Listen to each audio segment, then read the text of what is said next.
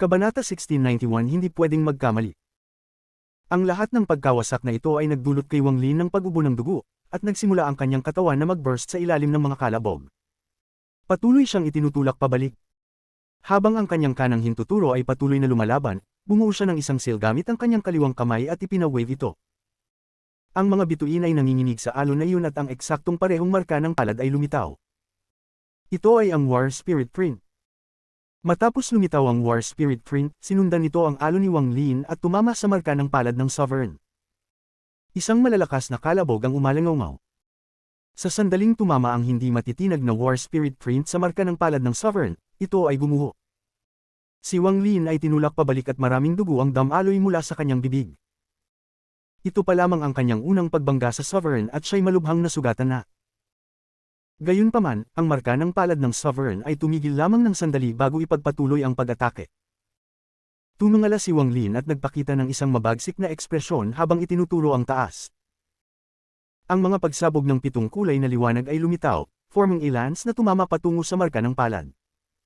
Muling nagbanggaan ang magkabilang panig, nagdulot ng malalakas na tunog. Ang katawan ni Wang Lin ay hinampas ng hangin at umatras ng higit sa 10,000 talampakan.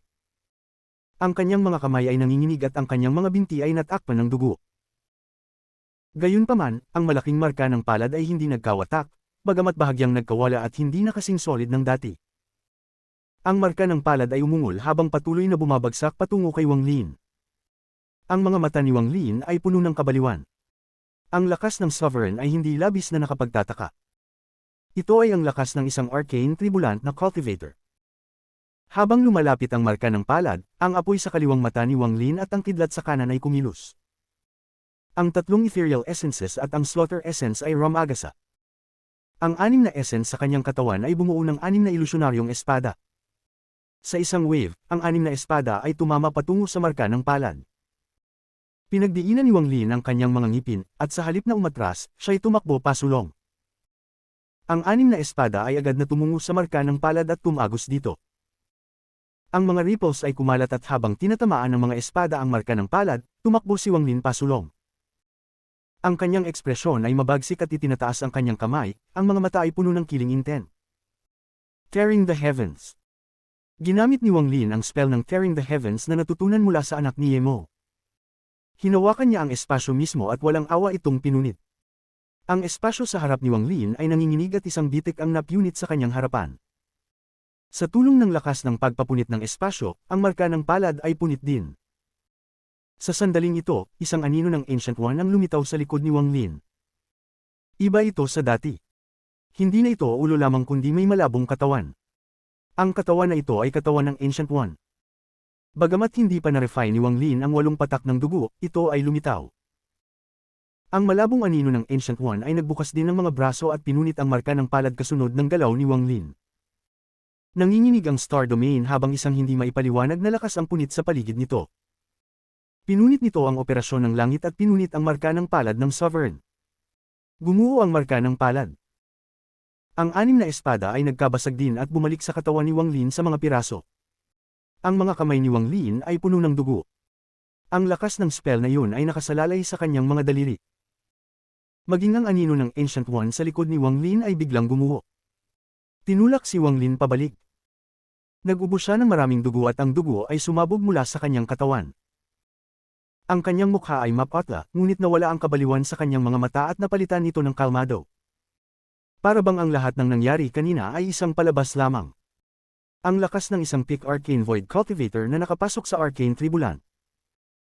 Nang walang ligwang bao, wala akong laban, nangangatog si Wang Lin pabalik habang ang matalim na sakit ay damaloy sa kanyang katawan. Ang kanyang origin soul ay nasaktan ng rebound shockwave. Lahat ng ito ay nangyari ng mabilis. Bagamat nawala na ang marka ng palad, tumawa ang Sovereign ng malakas. Tiyak na tiwala na siyang wala ng lakas si Wang Lin para hilahin ang bao ng pangatlong pagkakataon. Ngayon na wala ng alinlangan, naglakad siya patungo kay Wang Lin na may cruel na ngiti. Wang Lin, gusto kong makita kung saan ka tatakas ngayon. Nasil ko na ang Star Domain na ito, hindi ka makakalabas. Puno ng kaligayahan ng Sovereign. 3 taon niyang hinintay ang araw na ito. Habang papalapit ang Sovereign, narinig ang mga hiyaw mula sa malayo. Ang mga ripples ay kumalat at lumabas ang ika-7 concubine na may malungkot na ekspresyon. Kasabay nito, si Dao Master Miao Yin at Devil Master Nine Heaven ay dumating mula sa ibang direksyon patungo kay Wang Lin. 3 sa 5 Masters ng Ancient Star System at ang ikapitong Celestial Imperial Concubine. Bawat isa sa kanila ay kayang magpabagsak ng Inner at Outer Realms, ngunit sa oras na ito, lahat sila ay dumating upang patayin si Wang Lin. Nang makita ni Wang Lin ang kanilang lahat, naging malamig ang kanyang mga mata. Matagal na niyang hinihintay ang lahat ng ito. Tanging ngayon lang siya makakumpleto ng unang hakbang ng kanyang plano. Sirain ang Ancient Star System ng Outer Realm at magdulot ng kaguluhan sa Cave World upang mawala ang balanse ng mga kapangyarihan. Itong unang hakbang ng plano ni Wang Lin, ngunit paano nga ba hindi niya matutunan na iiwan siya sa loob ng Ancient Star System at maghahanap siya ng mga manghuhuli? Ang kanyang mga mata ay kumislap. Pagkalapit ng Sovereign, biglang huminto si Wang Lin. Ang kanyang kaliwang kamay ay umunat at ang Li Guangbao ay biglang lumitaw sa kanyang mga kamay. Nang lumitaw ang Li Guangbao, nagbago ang ekspresyon ng Sovereign. Napatigil siya at umatras ng higit sa 1,000 talampakan. Ang mga mata niya ay puno ng shock at disbelief. Hindi posible. May lakas ka lamang para sa 2 pagputok, hindi ako pwedeng magkamali, hindi posible. Ibinaba mo lang ang bao upang gawing tanga kami. Hindi mo kayang hilahin ang bao na iyon. Hindi matanggap ng Sovereign ang ganoong bagay. Hindi niya matanggap na muling magkamali ang kanyang mga plano. Ang ganitong suntok ay labis na nakapipinsala sa kanya at maaaring sirain ang kanyang kumpiyansa, pagyugan ang kanyang Dao Heart.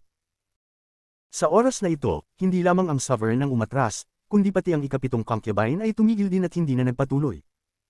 Si Dao Master Miao Yin at Devil Master Nine Heaven ay tumigil rin at ang kanilang mga ekspresyon ay labis na nagbago.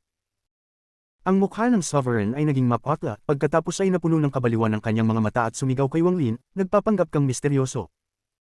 Ngunit habang siya'y sumisigaw, bigla siyang tumigil nang makita niyang hinawakan ni Wang Lin ang bowstring at walang awa itong binanggit pabalik. Isang malalakas na tunog ang umalingaw-ngaw. Ang magandang tunog na iyon ay nagpatakot sa Sovereign. Ang alaala ng kanyang kamatayan 3 taon na ang nakalipas ay hindi mapigilan at siya ay nalunod. Imposible. Napaka-imposible. Kahit kaya mong hilahin ang bao, wala kang celestial energy upang paganahin ang arrow upang lumabas, ang Sovereign ay umatras, ang kanyang mukha ay naging mapotla. Gayunpaman, sa sandaling ito, isang kabighaning liwanag ang kumislap sa busog na hinugot ni Wang Lin, at ang pana na pumipigil sa lahat ng buhay ay lumitaw. Hawak ang busog, tinutok niya ito sa Sovereign at sa mga dumating. Itinaas niya ang kanyang kaliwang kamay at tinutok ang pana patungo sa Sovereign.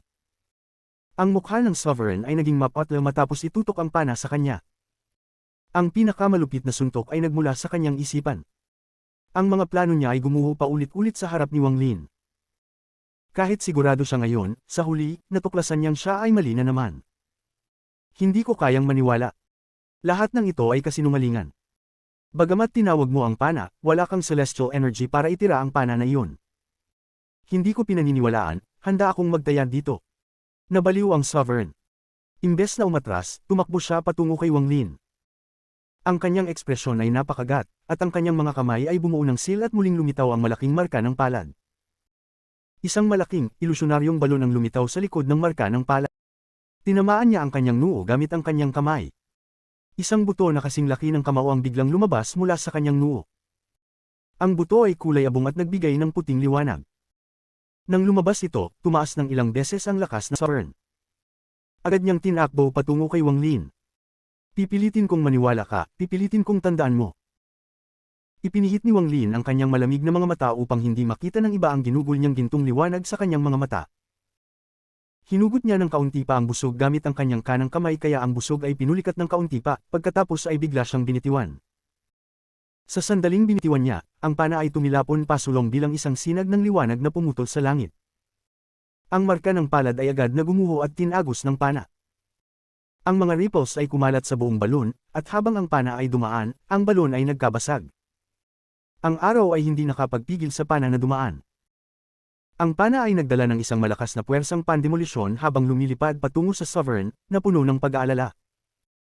Hindi ito pwede, ang pana ay sobrang bilis at agad na tumagos sa Sovereign.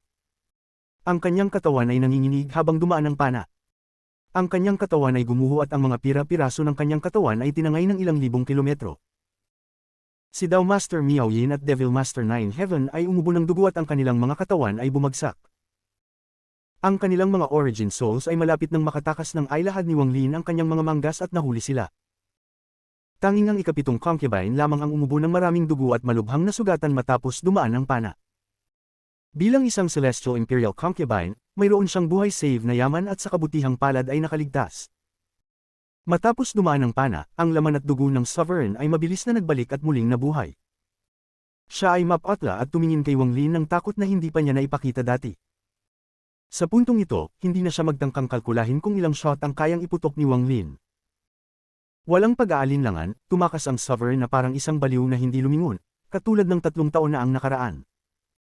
Sa sandaling ito, isang malakas na 7 kulay na liwanag ang sumabog. Para bang may dumating na gumagamit ng 7 kulay na liwanag at ganap na nililiwanagan ang Star Domain na ito. Kabanata 1692 ang kasunduan mula noon. Nang kumislap ang 7 kulay na liwanag, biglang tumigil ang tumatakbong Sovereign. Tumingin siya sa 7 kulay na liwanag na may malalim at mapait na ekspresyon. Naroon din ang ikapitong concubine na halos nakaligtas dahil sa kanyang buhay save na yaman. Tumingin din siya sa 7 kulay na liwanag na may kalituhang ekspresyon. Tumante talaga siya. Pumikit si Wang Lin, at agad na umatras ng ilang hakbang. Inabot ng kanyang kanang kamay ang kalawakan at isang jade ang lumitaw sa kanyang kamay. Kinikilap niya ang jade at naging alikabok ito. Isang fist-sized na black hole ang agad na lumitaw kung saan ang jade na iyon nawasak. Nagbigay ang black hole ng nakakagulat na puwersang pagsipsip at naglabas ng isang kabighaning liwanag na pumulupot kay Wang Lin. Parang hinihila siya patungo sa black hole. Sa malayo, kung saan lumitaw ang 7 kulay na liwanag, isang ilusyonaryong figure ang dahan-daang lumapit. Ang figure ay isang kalalakihang nasa kalagitnaan ng edad, nakasuot ng isang balabal. Nagbigay siya ng isang aura ng kahusayan. Dati siyang kalmado, ngunit nang makita ang paglitaw ng black hole ng wasakin ni Wang Lin ng jade, isang misteryosong liwanag ang kumislap sa kanyang mga mata. Gusto mong umalis gamit ang pamamaraang iyon. Hindi mangyayari, wika ng 7-colored Daoist habang walang kahirap-hirap na tinuro si Wang Lin. Sa isang turo, ang 7 kulay na liwanag ay biglang kumislap ng maliwanag at nagtipon sa kanyang daliri. Isang 7 kulay na bagyong sumabog at tumama kay Wang Lin. Ang bagyong ito ay sobrang bilis at agad na lumapit kay Wang Lin. Hindi na siya nakalayo at hindi umabot ng 7 talampakan mula kay Wang Lin. Isang lamig ang damapo sa isipan ni Wang Lin at kumalat sa bawat butas ng kanyang katawan, nagsasabing ito ay isang krisis na buhay at kamatayan. Base sa bilis ng bagyong ito, mukhang wala na siyang sapat na oras upang pumasok sa black hole. Ngunit hindi siya nagpanik para bang lahat ng ito ay nasa kanyang kalkulasyon. Habang ang 7 kulay na bagyo ay papalapit na, isang kamay na kasing jade ng kanyang balat ang lumabas mula sa black hole. Ang panggitnang daliri nito ay may maliwanag na berdeng jade ring na tumama sa bagyo. Tahimik na gumuho ang 7 kulay na bagyo at naging 7 kulay na gas.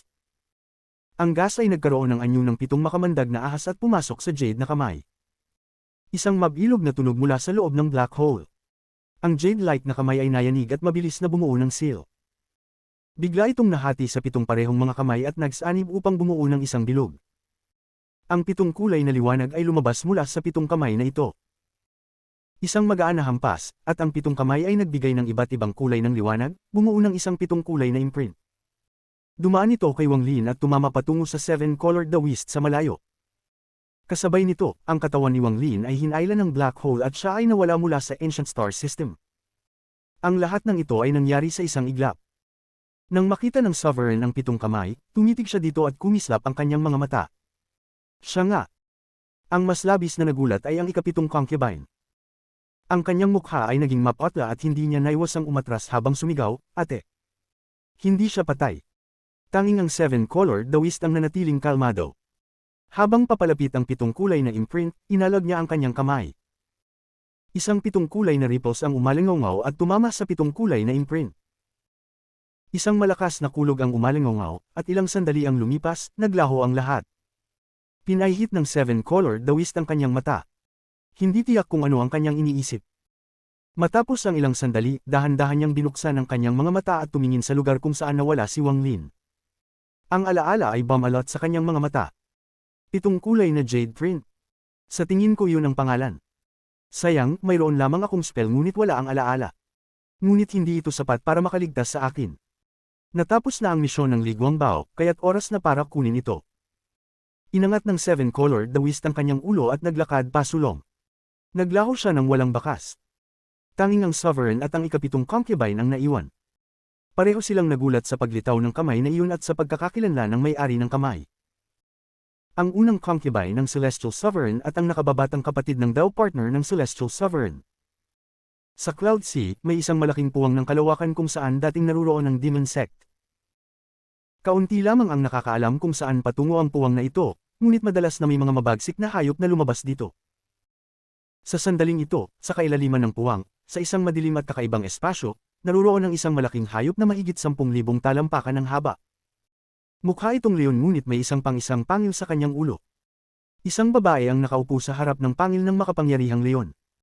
Siya ay isang labis na kagandahan, at sa sandaling ito, ang kanyang mukha ay mapatla. Patuloy siyang bumubuo ng mga sil at ipinapagpag ang kanyang mga kamay. Sa harap niya ay isang fist-sized na butas na sumisipsip ng dilim sa paligid niya. Ang black hole ay nanginginig at lumalawak. Nang umabot ito sa 10 talampakan, lumabas si Wang Lin. Sa sandaling lumabas siya, ang black hole ay gumuho at naging mga tuldok ng liwanag. Maraming salamat. Nagtiklop si Wang Lin ng kanyang mga kamay sa babae na nakaupo roon. Binuksan ng napakagandang babae ang kanyang mga mata at nagpakita ng kaunting pagod. Tumingin siya kay Wang Lin, at matapos ang ilang sandali, tumanggaw siya at nagbuntong hininga. Noong huling magkahiwalay tayo, mababa pa ang iyong antas ng pagninilay.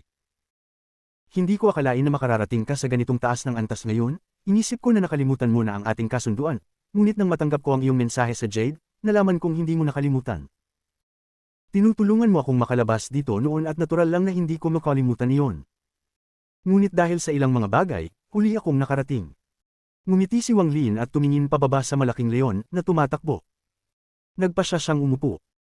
Nang magdesisyon siyang pumunta sa Ancient Star System upang sirain ang Ancient Celestial Realm doon, naisip na niya ang isang paraan upang makatakas. Alam ni Wang Lin na hindi magiging madali ang paglalakbay na ito. Pagkatapos niyang magpana ng 2 beses, kikilos ang Sovereign. Kahit na hindi lamang siya may kakayahang magpana ng 2 beses gaya ng inisip ng Sovereign, ang Outer Realm ay domain ng 7-colored dawis. Kapag lumitaw ang taong iyon, alam ni Wang Lin na mahihirapan siyang makaligtas. Kaya't noong siya ay nagninilay sa Wheel Formation 1 taon na ang nakalipas, kinuha niya ang Jade at nakipag-ugnayan sa babaeng matagal na niyang hindi nakakausap. Nakipagkasunduan sila. Ang dahilan kung bakit hinanap ni Wang Lin ang tulong ng babae ay dahil sa kanyang sariling kaalaman at iba't ibang mga palatandaan, may 60% siyang kumpiyansa na ang babaeng ito ang nawawalang unang concubine. Matapos ang kanilang unang komunikasyon, inihayag ng babae ang kanyang pagkakakilanlan. Siya nga ang unang concubine. Malumanay na sinabi ng magandang babae, dati akong unang concubine ng 7-colored Celestial Sovereign. Nasabi ko na ito sa iyo noon nang nakipag-usap tayo sa Jade. Ang isa ko pang pagkakakilanlan ay ang nakababatang kapatid ni Fan Shanmeng, ang Dao partner ng 7-colored Celestial Sovereign. Ang pangalan ko ay Fan Shanlo. Dahil alam mo nang ito'y isang cave world, wala nang dahilan para itago ko pa sa iyo ang anuman. Sinubukan ng 7-colored Celestial Sovereign na makuha ang isang yaman habang ang 2 sa 9 na araw ay naglalaban. Gumamit siya ng pandaraya, ginamit ang aking kapatid bilang pangakit, at ginamit ang pagkakataong iyon upang makuha ito. Pagkatapos ay bumalik siya at tinataka ng 7 Dao Sect. Pagdating namin dito, hindi ko matanggap ang sinuman mula sa Immortal Astral Continent, at nasugatan ako ng 7-colored Celestial Sovereign. Hindi pa ako ganap na gumaling at wala akong katuwang hanggang dumating ka. Walang alitan sa pagitan natin, kaya maaari tayong magtulungan. Dahan-daang nagsalita ang babae. Gusto mong dalhin ang mga katutubong cultivators dito sa Immortal Astral Continent, tutulungan din kita dito. Ang Immortal Astral Continent ay isang misteryosong lugar. Napakalaki nito at patuloy ang mga digmaan. Kaunti ang kapayapaan sa pagitan ng iba't ibang sektes. Kung nais mong magkaroon ng pwesto doon, kailangan mong magkaroon ng sektang sarili mo. Ang bawat disente na lugar ay kinuha na. Sa totoo lang, sa iyong antas ng pagninilay, hindi ka makakakuha ng anumang sekta. Tungkol sa Cave World, lahat ng nandito ay isang ilusyon. Hindi mali na sabihing lahat ng buhay dito ay peke. Sa buong panahon, bihira akong makarinig ng mga tao na nakalabas mula sa iba't ibang cave worlds ng mga sekta sa Immortal Astral Continent. Kailangan kong sabihin sa iyo ito ng maaga. Tahimik na nag-isip si Wang Lin habang nakikinig sa mga salita ng babae. Gayunpaman, hindi ito imposibleng mangyari. Kapag dumaan ka sa Immortal Astral Continent, kailangan mong magbayad ng isang malaking halaga at tanggapin ang parusa ng Immortal Astral Law. Kaunti lamang ang narinig ko tungkol dito, ngunit tanging matapos makapunta sa Arcane Tribulant sa Cave World ay magkakaroon ka ng pagkakataong makaligtas dito. Gayunpaman, matutulungan kita dito. Dahan-daang nagsalita ang babae habang tinitingnan si Wang Lin. Pinapakinggan ko. Maayos ang ekspresyon ni Wang Lin, walang bakas ng pagbabago. Nang makita ito ng babae, hindi niya maiwasang magpakita ng bahagyang paghanga. Matapos mag-isip ng kaunti, biglang sinabi ng babae, hindi patay ang ate ko.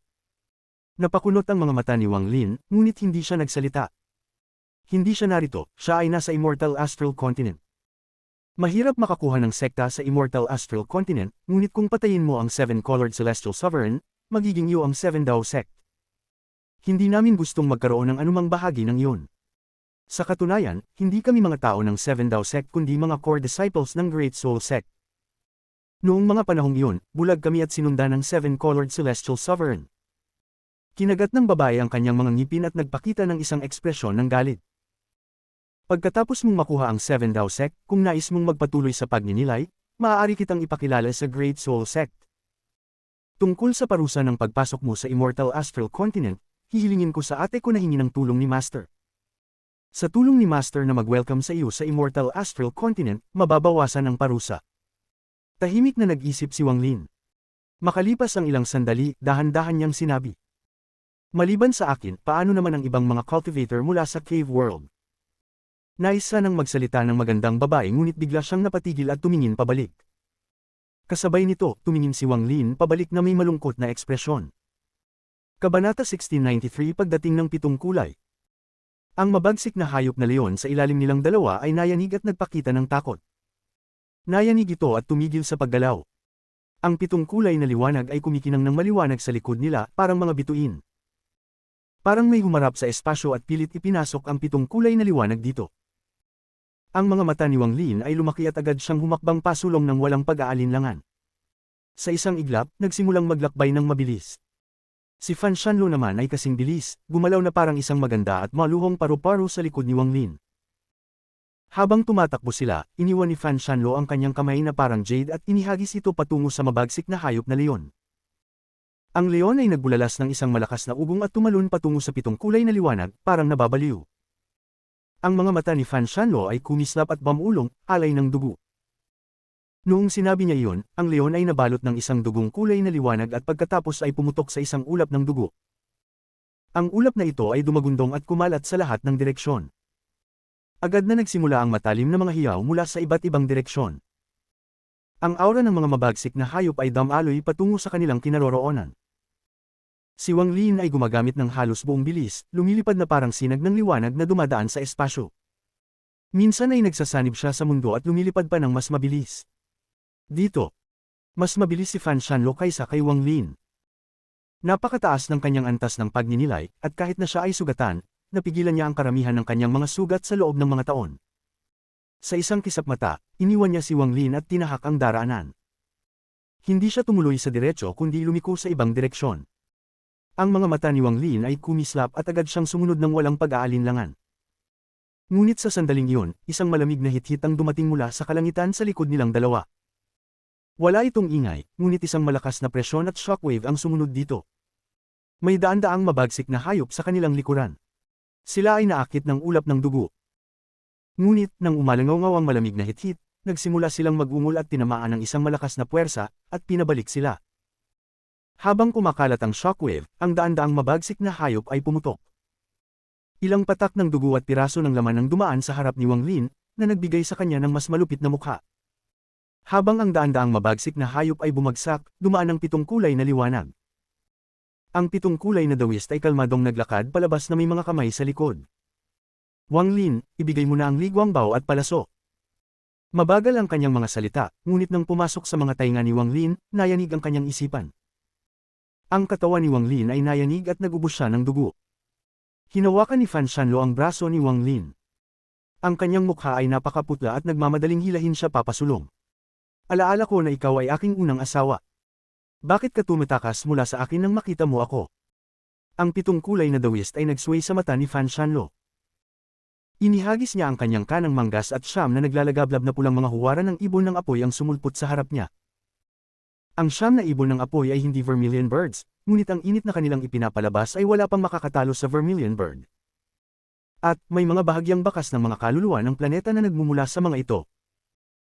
Hindi sila mga ibon ng apoy, kundi siyam na bihirang naglalagablab na mga planeta mula sa mundong ito na pinaalaga ng 7 kulay na dawis. O mas tumpak, siyam na araw. Sa sandaling iyon, nang ituro niya ang kanyang kamay, ang siyam na ibon ng apoy ay naging siyam na sinag ng naglalagablab na liwanag na tumama kay Wang Lin at kay Fan Shanlo. Ay block mo ito.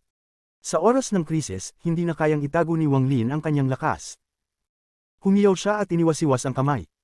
Si Fan Shanlo ay hindi nagatubili. Pinabarrows ang lakas ni Wang Lin, tumalon siya pasulong.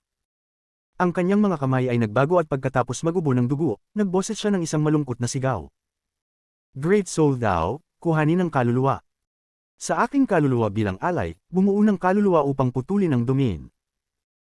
Iniabot ni Fan Shanlo ang kanang kamay at ang dugong kanyang nilunok ay naging ulap na pumasok sa kanyang kanang kamay. Nang maglaon, naging isang pulang kutsilyo ng dugo. Hawak ang kutsilyo, itinaas ni Fan Shanlo ang kanyang ulo at binangga ang siyam na ibon ng apoy. Ang kutsilyo ay sumabog sa siyam na bahagi at tinamaan ang mga ibon upang harangan ang mga ito. Samantala, si Wang Lin ay iniabot ang kaliwang kamay at lumitaw ang ligwang bao. Hinawakan niya ang string gamit ang kanang kamay. Sa isang sigaw, samwit siya at kumikinang ang mga mata niya habang binangga ang busog. Hindi nagkamali ang kalkulasyon ng Sovereign, si Wang Lin nga ay may lakas na maghila ng busog ng 2 beses. Ngunit, hindi alam ng Sovereign na mayroon pa siyang isa pang patak ng celestial na dugo. Ang patak ng dugo na ito ay kinupit ni Shu Liguo at Liu Jinbiao mula sa isang baliw na tao at sa huli, kinuha ito ni Wang Lin. Bagamat hindi ganoon kalakas ang patak ng dugo, sapat na ito upang magkamali ang Sovereign. Sa isang kaluskos, nahila ang ligwang bao at lumitaw ang palaso. Sa sandaling lumitaw ang palaso, pinakawalan ni Wang Lin ito at ang busog ay bumalik, pinutok ang palaso. Sa sandaling iyon, ang tunog ng palaso ay pinalitan ng lahat ng tunog sa mundo. Sa isang iglap, dumaan ang palaso kay Fan Shanlo. Pinayagan ang buhok niyang mag-flutter at naputol ang ilang hibla.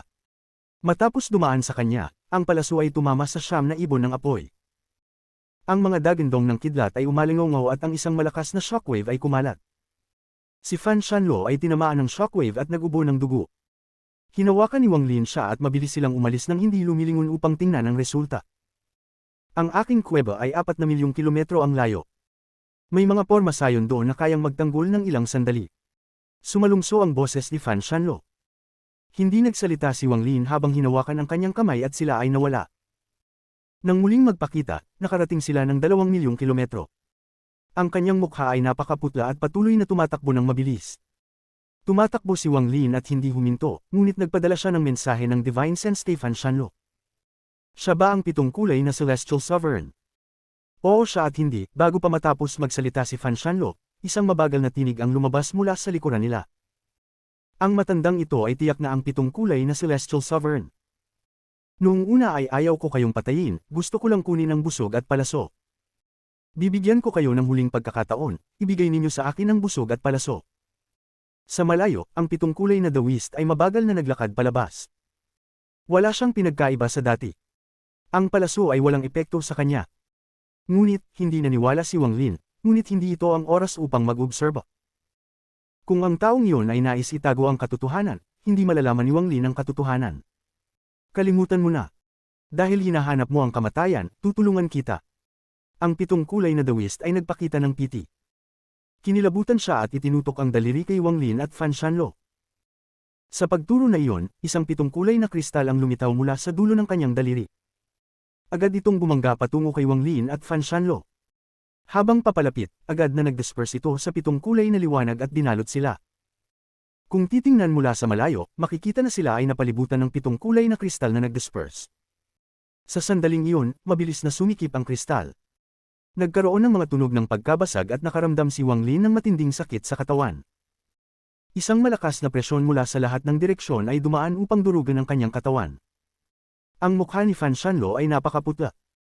Sa gitna ng peligro, ang kanyang kanang kamay ay gumawa ng seal at ang 7 kulay na print ay muling lumitaw sa harap niya.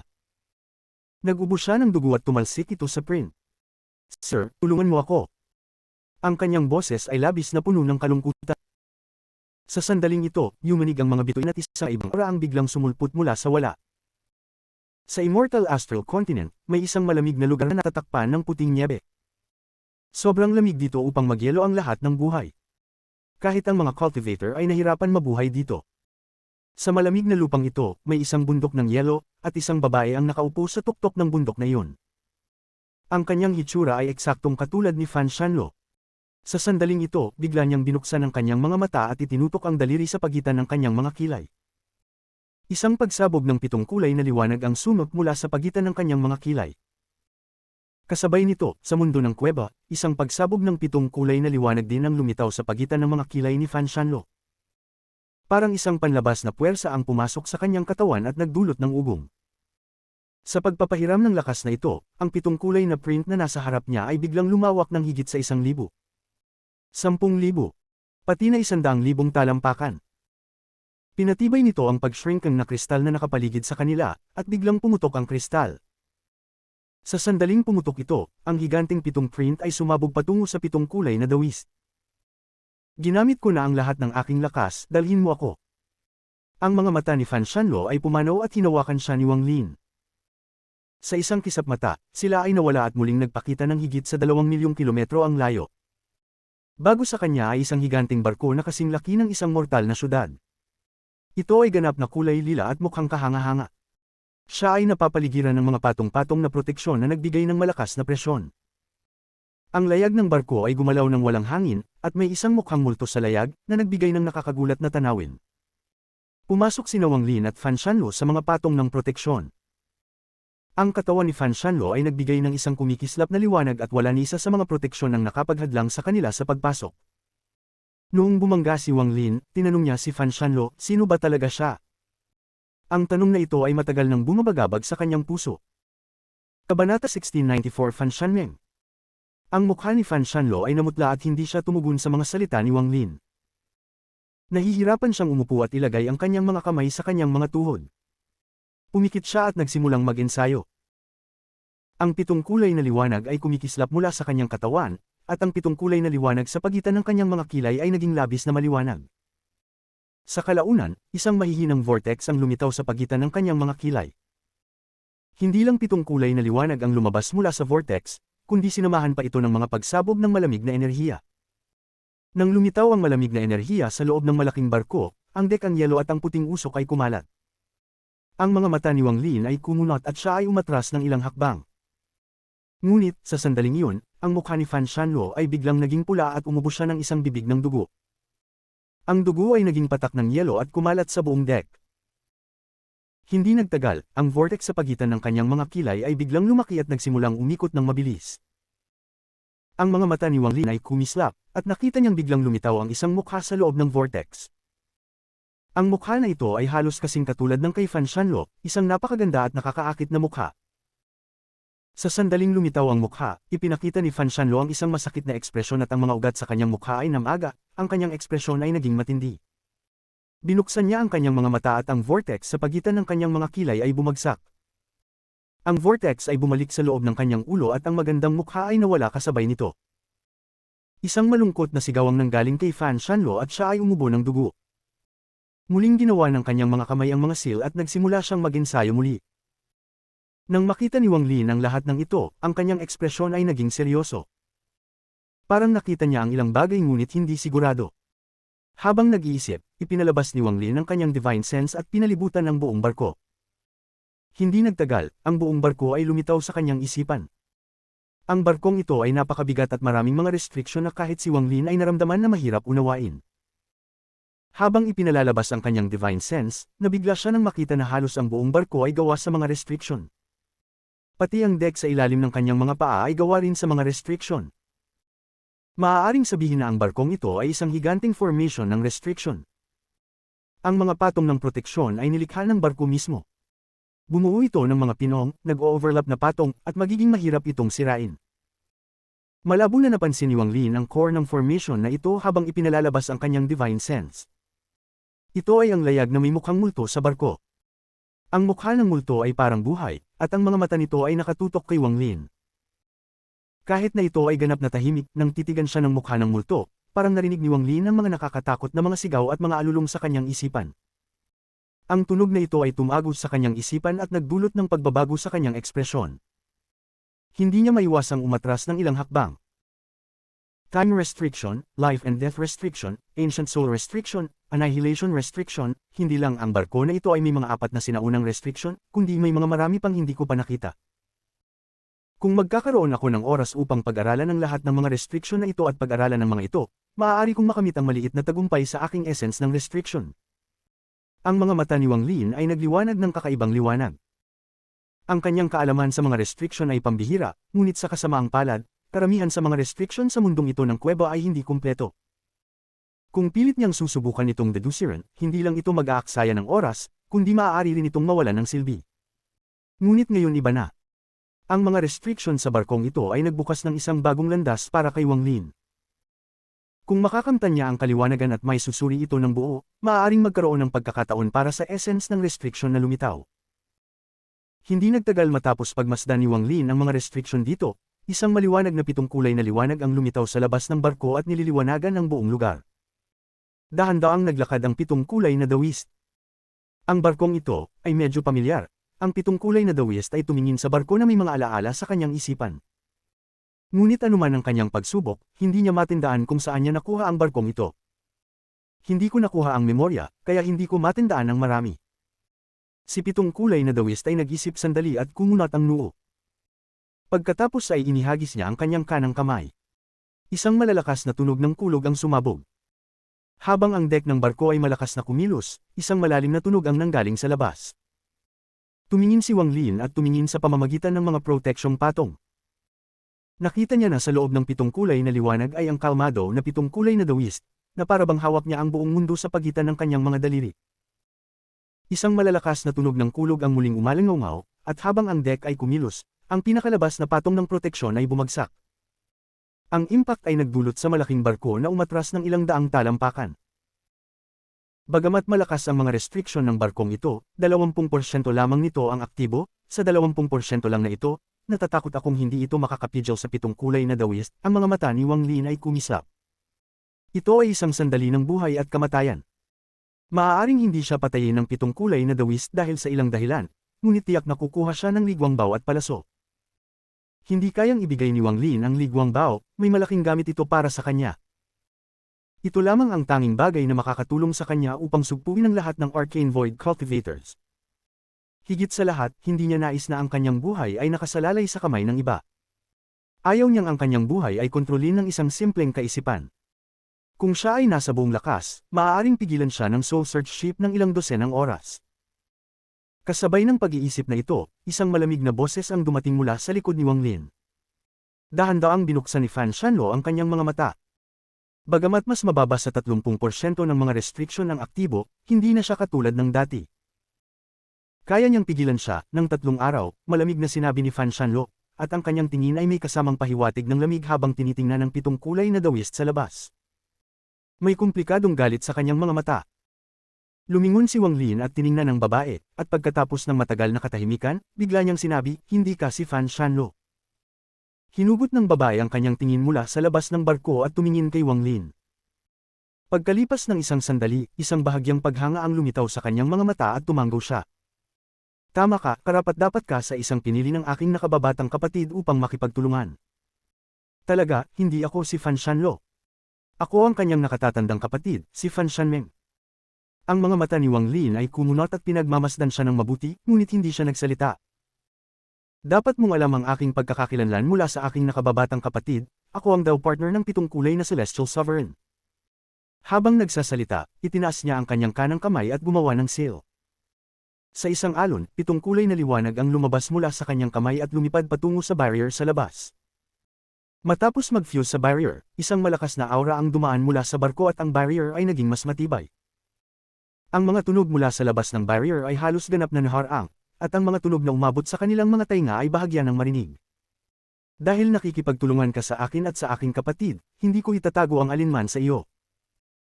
Noon, 2 araw ng 9 na araw, sina Grand Empyrean Dao Yi at ang Grand Empyrean Zuan Luo mula sa mga sinaunang kaharian ay lumitaw malapit sa aming 7 Dao sect. Ang kanilang mga kapangyarihan ay makalangit at sila ay naglalaban para sa isang piraso ng imbakan na kung paano lumipad mula sa Immemorial God Domain. Karaniwan, hindi kami makikialam ni Pitong Kulay at hindi kami makikinabang, ngunit sa huli, pinili kami ng kapalaran. Hanggang ngayon, hindi ko pa rin nauunawaan kung paano hindi napansin ni Dao Yi o Xuan Luo na nawawala ang isang piraso, kahit na ang imbakan fragment ay nabasag. Ang nawawalang piraso ay napunta sa kamay ni Pitong Kulay, at dito ko nakita ang kanyang tunay na puso. Upang matakpan ng aura, ipinagpalit ko ang lahat ng aking cultivation upang lubusang pigilan ito at nais na mabilis na bumalik sa Pitong Dao Sect. Ngunit, sa biyahe pabalik, pinagtaksilan niya ako. Ako ay nagulantang at kinuha niya ang buong cultivation ko upang supilan ng fragment. Pagkatapos ay winasak niya ang aking kaluluwa. Nais niyang patayin ako dahil natatakot siyang kumalat ang balita. Kailangan din niyang gamitin ang aking cultivation upang buksan ang fragment. Pagkatapos ng lahat, ang fragment ay galing sa Immemorial God Domain, kaya mahirap itong buksan. Gayunpaman, hindi ako namatay. Ako ay isang core disciple ng Great Soul Sect, kaya isang bahagi ng aking kaluluwa ay naiwan sa aking guro. Ginamit ng guro ang malaking reincarnation spell at pinayagan akong mabilis na maipanganak muli. May mga tao sa loob ng Pitong Dao Sect na nakinig sa akin, lalo na ang aking nakababatang kapatid. Inihiram ko ang spell mula sa aking guro upang sabihin ng lahat kay nakababatang kapatid, at kaya nagsimula ang digmaan.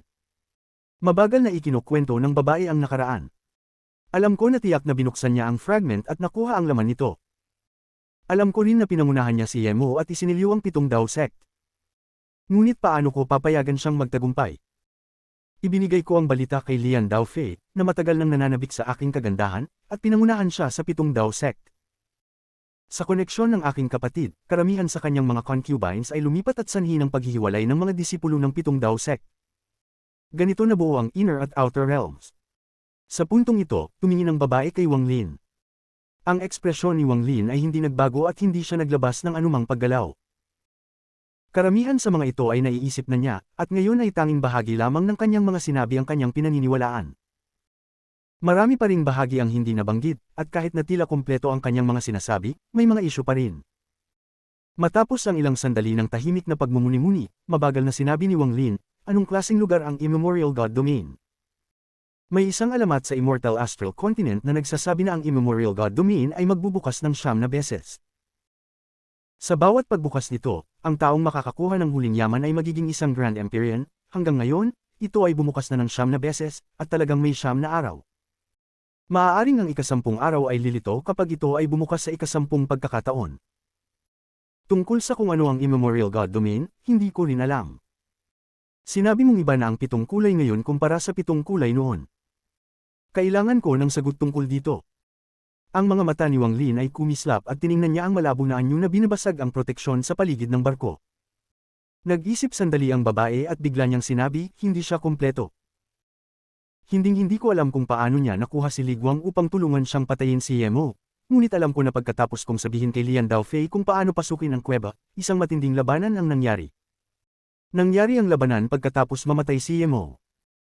Pumasok si 7 kulay sa closed-door cultivation dahil sa kanyang mga sugat at nag-aaral ng isang bagay na nakuha niya mula sa fragment. Hindi nagtagal, nalaman ko na mayroong isang heavenly daw sa loob ng fragment na iyon.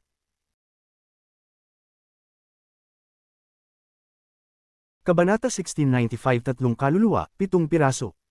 Hindi ko nakita ang laban na iyon ng aking sarili. Lahat ng ito ay mula sa alaala ng aking nakababatang kapatid. Si Lian Daofei ay labis na makapangyarihan. Siya lamang ang nakipaglaban-laban sa 4 na general at maraming mga disipulo ng 7 Dao Sect. Sa labis na lakas, seryoso niyang pininsala ang lahat ng iyon. Nang panahong iyon, nagrebelde ang aking nakababatang kapatid at ilang mga concubine at nakipagtulungan kay Lian Daofei. Sa pinakamakalat na sandali, dumaan si Lian Daofei sa lahat ng tao at tumungo sa kinaroroonan ni 7 kulay na nagsasagawa ng closed-door cultivation. Pinilit niyang lumabas si 7 kulay at nakipaglaban sa kanya. Ang labanang iyon ay labis na matindi. Si 7 kulay ay sugatan na, kaya't hindi siya makayanan. Tinawag niya ang Heavenly Dao na nakatago sa loob ng Cave World at ginamit ang kakayahan nitong sumipsip upang harapin si Lian Daofei. Sa huli, si Lian Daofei ay malubhang nasugatan at nilamon ng Heavenly Dao, kaya't nawalan siya ng bakas. Gayunpaman, dahil sa kanyang immortal celestial body, hindi siya kayang patayin, kaya't malamang na siya ay nananatili pa sa loob ng Cave World. Gayunpaman, ang Heavenly Dao ay nasugatan din ng malubha at namatay. Ang walang katapusang patak ng dugo nito ay kumalat sa buong mundo at kalaunan ay nawala. Ngunit ang katotohanan na patuloy pa ring ipinanganak ang mga buhay sa cave world na ito ay nangangahulugang hindi namatay ang Heavenly Dao. Ang katawan ni Pitong Kulay ay gumuho at nahati sa tatlong pangunahing kaluluwa. Ang isa sa mga ito ay naglalaman ng lahat ng kanyang spells at Dao spells, at naging siya na ngayon ang nasa labas ng barkong ito. Ang isa pa ay naglalaman ng kanyang pag-unawa at asensya. Tumakas ito pagkatapos ng matinding laban at naruroon sa Inner Realm. Ang huling kaluluwa ay naglalaman ng lahat ng alaala ni Pitong Kulay, kabilang na ang paraan ng pagtawag sa Heavenly Dao at kung saan niya itinago ang lihim na nakuha niya mula sa piraso. Ang huling kaluluwang ito ay walang asensya o spells, at hanggang ngayon, wala pang nakakaalam kung nasaan ito. Maaari siyang maging isang cultivator, maaari siyang maging isang mortal, maaari siyang isang mabagsik na hayop. Sa loob ng walang katapusang mga siklo ng reincarnation, marahil kahit siya ay nakalimutan na kung sino siya, ang kanyang alaala ay natutulog pa. Ang kaluluwang nagmana ng lahat ng spells ay ang Pitong Kulay Daoist sa labas. Siya ang pinakamakapangyarihan, at pinilit niyang gawing aliping mga concubine ang ilang mga concubines. Kinuha pa niya ang batang aliping may thumbprint ni Lian Daofei upang magtrabaho sa kanya bago manirahan sa Outer Realm. Pinipilit niyang hanapin ang ikatlong kaluluwa sa mga taon na ito. Dahan-dahan niyang nakuha ang sarili niyang kalooban. Kapag natagpuan niya ang ikatlong kaluluwa at nilamon ito at pagkatapos ay nilamon ng ikalawang kaluluwa na nagmana ng mga asensya, magiging bagong Pitong Kulay na siya. Gayun din, ang ikalawang kaluluwa sa Inner Realm ay naghahanap din ng ikatlong kaluluwa. Anuman sa kanila na unang makakita ng ikatlong kaluluwa ay magiging siyang namumuno. Dahil ang ikatlong kaluluwa ay naglalaman ng mga alaala, imposibleng maglaban at maghainag ang isa't isa ng walang ito. Kaya't hindi pa rin maaaring maglaban ng Pitong Kulay Daoist at ang ikalawang kaluluwa. Hindi lamang sila, kundi pati na ang ibang mga piraso na nagkalat ng maghiwalay si Pitong Kulay ay hindi rin maaaring maglaban. Nang mamatay si Pitong Kulay, maliban sa tatlong pangunahing kaluluwa, may 7 piraso. Ang 7 piraso ay nagbago ng mga identidad sa loob ng walang katapusang mga reincarnation, ngunit ang kanilang mga kaluluwa ay kay Pitong Kulay. Ganap na pinabayaan ng Pitong Kulay Daoist at ang ikalawang kaluluwa ang mga ito. Kahit na makita nila ang mga ito, hindi sila kayang lamunin, kaya't hinayaan nila silang mag-cultivate ng mag-isa. Kapag natagpuan nila ang ikatlong kaluluwa at nilamon ang isa't isa, ang natitirang 7 piraso ay babalik sa kanila at bubuo ng kumpletong 7 kulay Celestial Sovereign. Ito ang buong lihim ng cave world na ito. Isang malakas na alon ang tumama sa puso ni Wang Lin. Kanina, kayang manatili ni Wang Lin na kalmado habang ikinukwento ng babae ang tungkol sa Immortal Astral Continent, ngunit pagkatapos marinig ang lahat ng iba pang bagay, nagsimula siyang huminga ng malalim. Kumalma siya at ang kanyang ekspresyon ay mabilis na nagbago. Sa wakas, nalaman niya kung ano ang ikatlo. Sa wakas, nalaman niya na ang 7 kulay Daoist ay iba sa estatwa na nakuha niya. Sa wakas, nalaman niya kung ano ang ibig sabihin ng babae sa pilak sa kanyang storage space nang sinabi niyang hindi pa niya nabubuksan ang pinto. Malamang na ang pinto ay ang pinto ng kuweba. Hindi dahil may ibang tao na nagbukas ng pinto, kundi ang babaeng nasa harap niya ang nagbigay ng mga tagubilin sa baliw kung paano buksan ang pinto. May ilan pang mga bagay na maaaring hindi magtugma, ngunit hindi pa ito nakita ni Wang Lin sa kanyang sarili, kaya't nagbuo siya ng sarili niyang mga larawan batay sa sinabi ng babae. Maaaring may kaunting pagkakaiba sa mga detalye, ngunit malamang ito ang katotohanan ng mga nangyari. 3 kaluluwa, 7 piraso. Kaya pala may 3 kaluluwa at 7 piraso. Sinabi ng Sovereign na dapat ay patay na si Old Ghost Zone nang magkita sila sa Cloud Sea. Ang pagkabigla ng Sovereign ay hindi tila peke. Pati siya hindi alam. Gayun din, sa 7 kulay realm sa Brilliant Void, nang pumunta ako upang iligtas si Qing Shui, lumitaw ang 7 kulay Daoist. Parang hinangaan niya si Old Ghost Zone. Sinabi niyang iba si Old Ghost Zone. Pwede bang si Old Ghost Zone ang ikalawang kaluluwa? Tanging sa ganoong paraan lang siya magiging karapat-dapat na harapin ang 7 kulay Daoist. O masasabing may isa pang kaluluwa sa loob ni Old Ghost Zone, at iyon ay ang ikalawang kaluluwa. Dapat ganito nga nagpatuloy ang digmaan sa pagitan ng Inner at Outer Realms dahil kay Old Ghost Zone at 7 kulay Daoist. Pinipilit nilang hanapin ang ikatlong kaluluwa sa ilalim ng walang katapusang pagpatay. Kaya sino ang ikatlong kaluluwa? Ang isipan ni Wang Lin ay nanginginig. Ang balitang ito ay nagbukas ng lahat ng kalabuan sa kanyang isipan at pinayagan siyang makita ang katotohanan. Mayroon ding 7 piraso. Noong nasa 7 kulay realm sa Brilliant Void, napansin ko na tiningnan ni 7 kulay Daoist si Qing Shui na parang tinitingnan niya ang kanyang sarili. Nakakagulat ito noon, ngunit hindi ko nakuha ang sagot. Ngunit ngayon, ang sagot ay mukhang malinaw. Si Senior Brother Qing Shui ay isa sa 7 piraso ng 7 kulay Celestial Sovereign. Kaya naman ang buhay niya ay malupit, kaya naman nakuha niya ang Slaughter Essence. Kaya naman siya naging labis na makapangyarihan sa sandaling pumasok siya sa ikatlong hakbang. Sa 7 piraso, ang tanging kilala ko ay si Qing Shui. Tungkol sa iba pang 6, sino kaya sila? Ako ba, si Wang Lin, isa rin sa kanila? Tahimik na nag-isip si Wang Lin at isang malamig na pakiramdam ang lumitaw sa kanyang mga mata. Ang layunin ko ay patayin si 7 kulay. Tanging sa pamamagitan ng pagpatay sa kanya ko matatanggal ang aking galit sa kanya. Magkapareho ang layunin natin, panalo tayo pareho.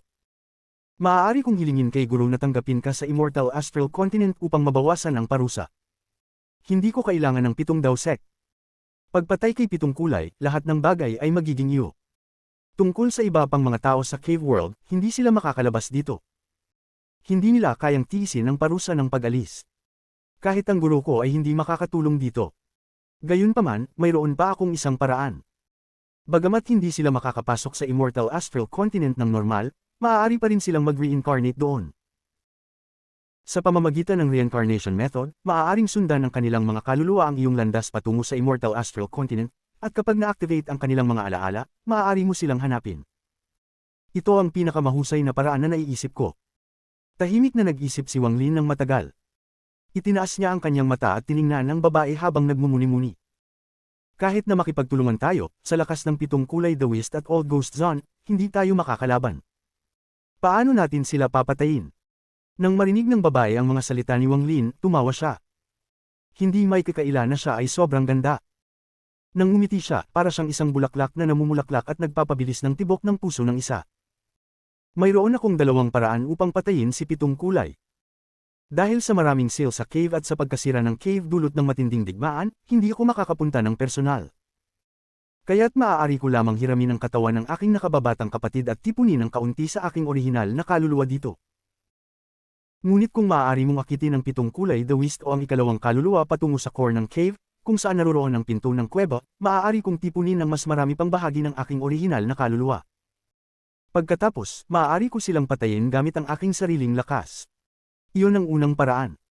Ang pamamaraang ito ay hindi perpekto, ngunit mayroon akong ikalawang paraan. Ang susi ay ang ikatlong kaluluwa. Ituturo ko sa iyo ang isang spell, at kung matagpuan mo ang ikatlong kaluluwa, maaari mong gamitin ang spell na ito upang lamunin ito at ganap na burahin ang kanyang pag-iral. Simula noon, ikaw na ang magiging ikatlong kaluluwa.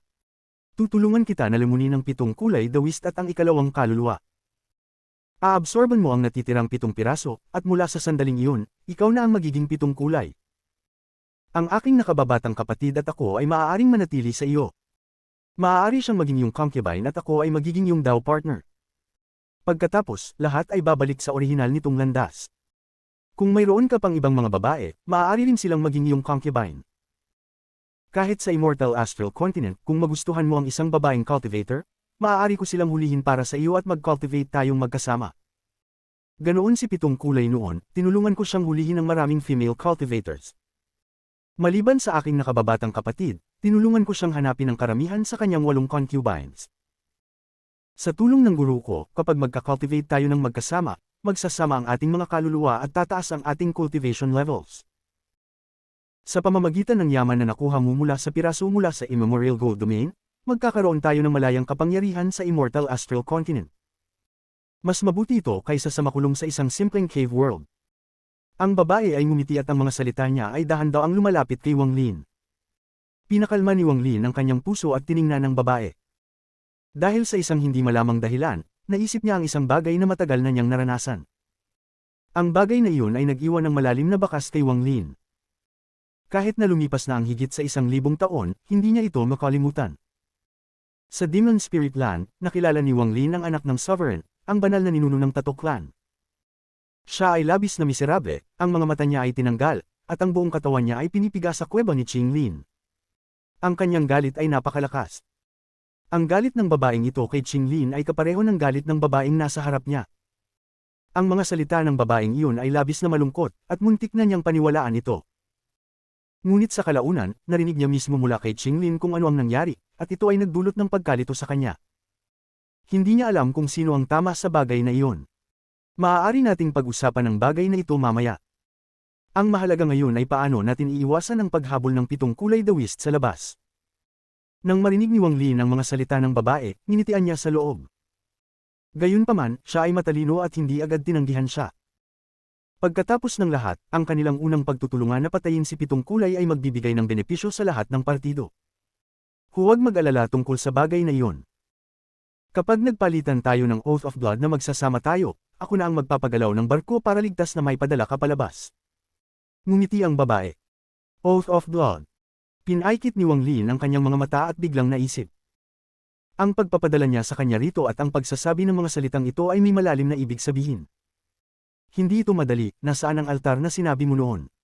Kabanata 1696 ang bisita ay naging host. Nang marinig ni Fan Shanmeng ang mga salita ni Wang Lin, kumislap ang kanyang mga mata.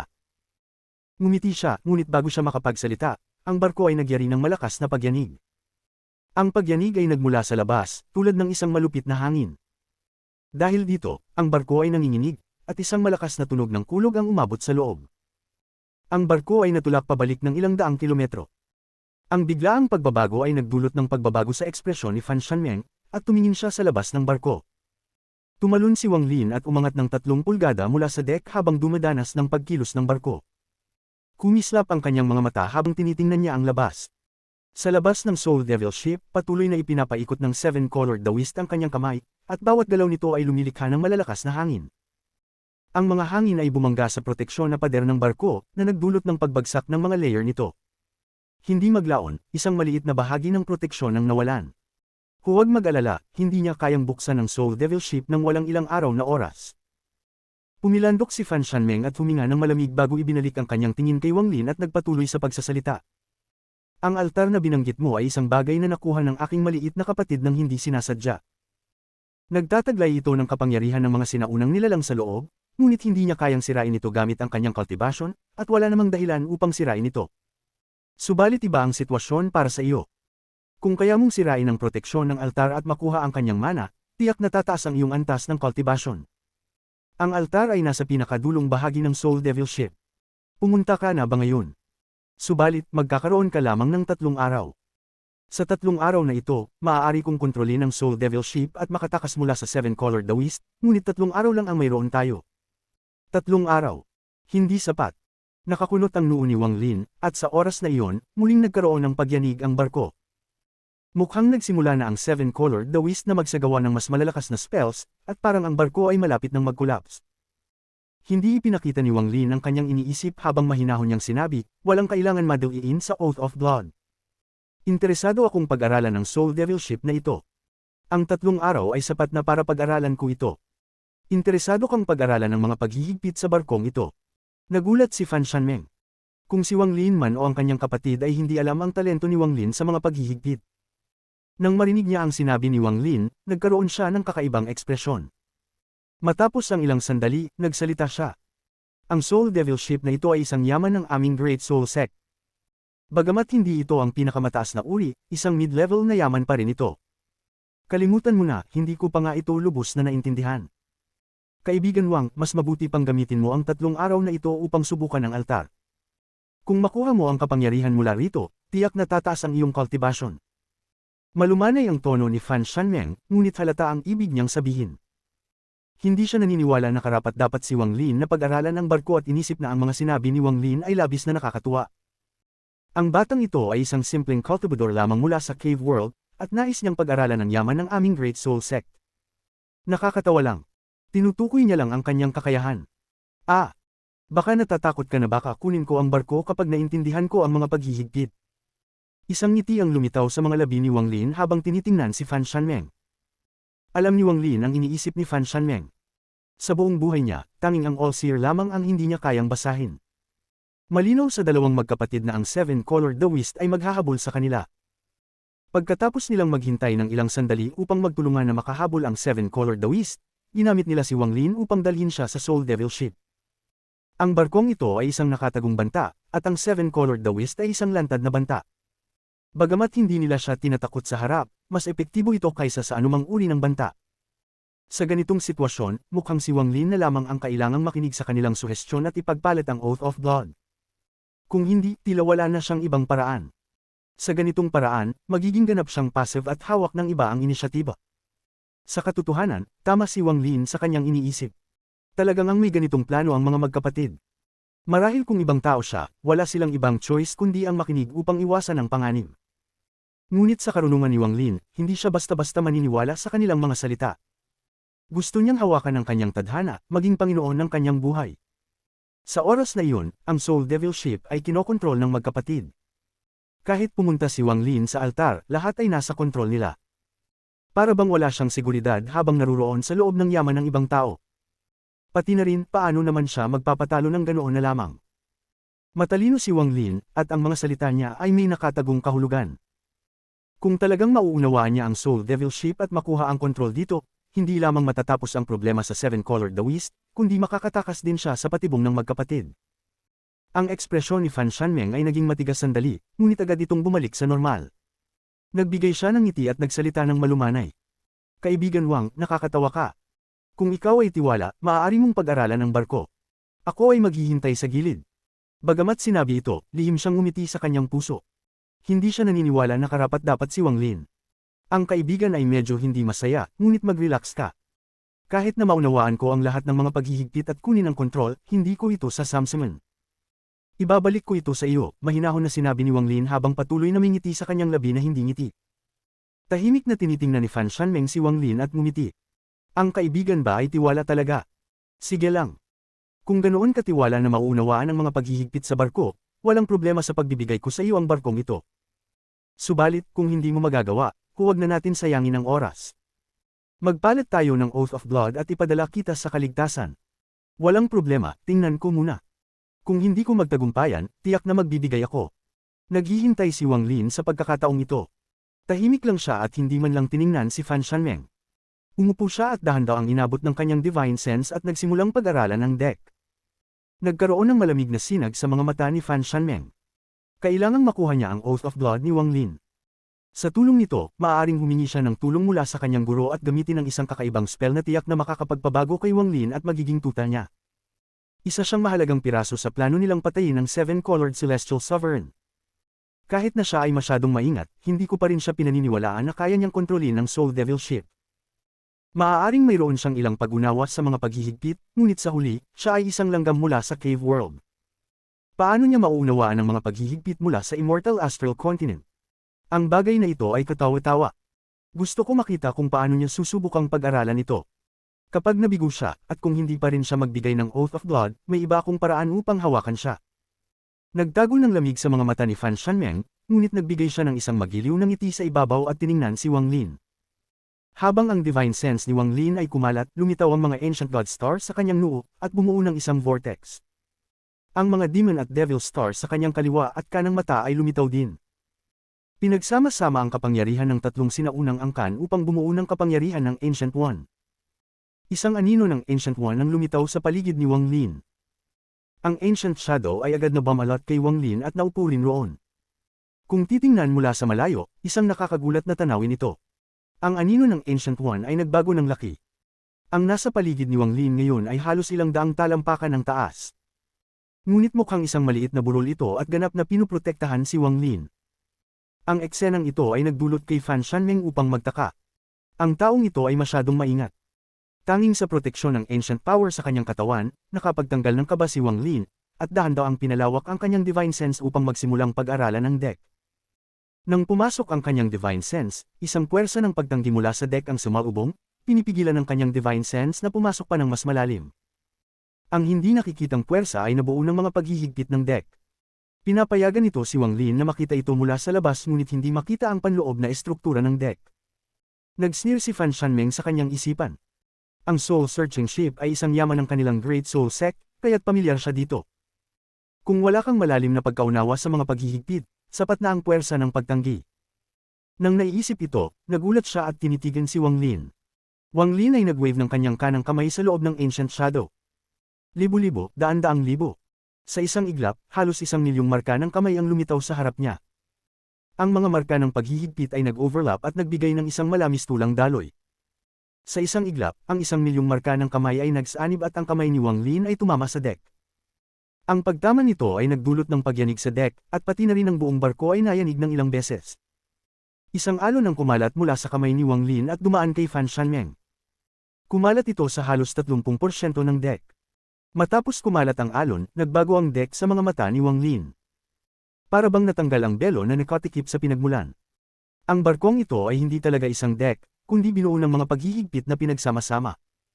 Ang mga paghihigpit ay lahat magkaibang klase at masikip na pinagsama-sama.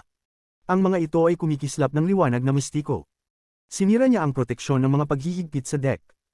Hindi lamang siya may ilang kaalaman tungkol sa mga paghihigpit, ang kahusayan niya sa mga paghihigpit ay talagang mataas. Huminga ng malalim si Fan Shanmeng at ang kanyang mga mata kay Wang Lin ay agad na nagbago. Hindi nakakagulat na siya ay tiwala, ngunit ano kung ang kanyang kahusayan sa mga paghihigpit ay kahanga-hanga.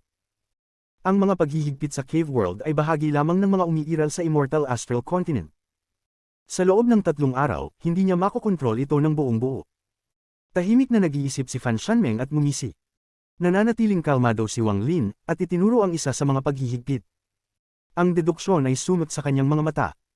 Ang deck na ito ay bahagi lamang ng perimeter ng barko, ngunit naglalaman ito ng 10,000 mga paghihigpit. Tilanga't mahirap magawa ang lahat sa 3 araw. Kabanata 1697 ang mukhang multo sa layag. Pinakalma ni Wang Lin ang kanyang sarili at tila nag-isolate mula sa mga tunog mula sa labas. Tila inilubog niya ang sarili sa mga paghihigpit. Sa sandaling iyon, parang may kakaibang hangin na dumaan, na nagdulot sa layag ng barko na mag-flutter. Ang mukha ng multo sa layag ay nagbigay ng isang demonyong kislap. Ang mukhang multo ay tila nakatingin kay Wang Lin at parang nagpapakita ng isang mahina ngunit kakaibang ngiti. Parang ito ay buhay. Si Wang Lin ay nagkunot ng noo at nakaramdam ng hindi pagkakakomportable sa kanyang puso, kaya't hindi siya makapagsimula ng magpatahimik. Tumingin siya sa itaas patungo sa layag at nakipagmataas sa tingin dito. Matapos ang ilang sandali, dahan-dahang kumalma si Wang Lin. Ibaba ang kanyang ulo at muling inilubog ang sarili sa mga paghihigpit. Ang mga paghihigpit sa ilalim ni Wang Lin ay dahan-dahang nagningning at kumalat palabas. Ang mga alon ng enerhiya ay kumalembang sa buong deck at patuloy na kumalat pa. Sa 4 na pinakamalaking paghihigpit, pinakamagaling ako sa annihilation restriction. May kaalaman din ako sa life and death restriction at time restriction. Ang kaunti ko lang nakaranasan ay sa ancient soul restriction, sapagkat nakita ko lang ito nang gamitin ng turtle beast sa Fallen Land. Ngunit, marami sa mga paghihigpit sa deck ay ancient soul restrictions, nagpatuloy si Wang Lin sa pagdededuction habang nag-iisip. Ang kanyang kanang kamay ay bumuo ng isang seal ng paghihigpit. Ang seal na ito ay isang mini na ancient soul restriction. Isang mahina na paghiyaw ang narinig mula sa loob, at si Wang Lin ay nakakita ng isang malaking python sa loob. Ang python ay naglalabas ng malakas na killing intent at patuloy na umungol kay Wang Lin. Parang nais nitong sumabog mula sa paghihigpit at lumunin siya. Unti-unting lumipas ang oras. Sa isang kisap mata, 3 oras na ang lumipas. Ang malalakas na tunog ng kulog mula sa labas ay patuloy na dumadagandong, at ang mahina, 7 kulay na liwanag ay parang tumagos sa hadlang, kumikislap sa deck. Ang mga mata ni Fan Shanmeng ay dahan-dahang naging malamig. Habang tinitingnan niya si Wang Lin, ang pagkabigla mula kanina ay unti-unting nawala. Nakita niyang pumasok si Wang Lin sa isang bottleneck, dahil hindi siya gumagalaw ng 3 oras. Paano magiging madali ang Soul Devil Ship na ito? Kanina, nang binuksan niya ang paghihigpit na nagpoprotekta sa deck, iyon na ang kanyang limitasyon. Walang saysay na subukang pawiin ang mga misteryo ng barkong ito. Wang Lin, Wang Lin, ang taas ng iyong kayabangan. Nanatiling kalmado si Fan Shanmeng at hindi ipinakita ang paghamak sa kanyang puso. Kaibigan Wang Lin, 3 oras na. Kung pupunta ka sa altar ngayon, may panahon pa. Ang mga salita ni Fan Shanmeng ay may halong alalahanin. Nagkunwari si Wang Lin na hindi narinig ang mga ito. Ang kanyang daliri ay patuloy na tinutok ang paghihigpit at ang pagdededuction sa kanyang mata ay nagiging mas mabilis. Ancient Soul Restriction, gamitin ang kaluluwa bilang core, pagsamahin ito sa paghihigpit upang maging isang buhay na nilalang. Kung mas malakas ang kaluluwa, mas malakas ang cell, hindi mahirap ang paghihigpit na ito. Sa ika-5 oras, biglang ipinikit ni Wang Lin ang kanyang mga mata at matalim na itinuro ang paghihigpit. Ang paghihigpit ay biglang gumuho at ang anino ng isang python ay lumitaw. Ngunit bago pa ito makagalaw, hinawakan ni Wang Lin at piniga ito. Ngunit hindi ito nawala.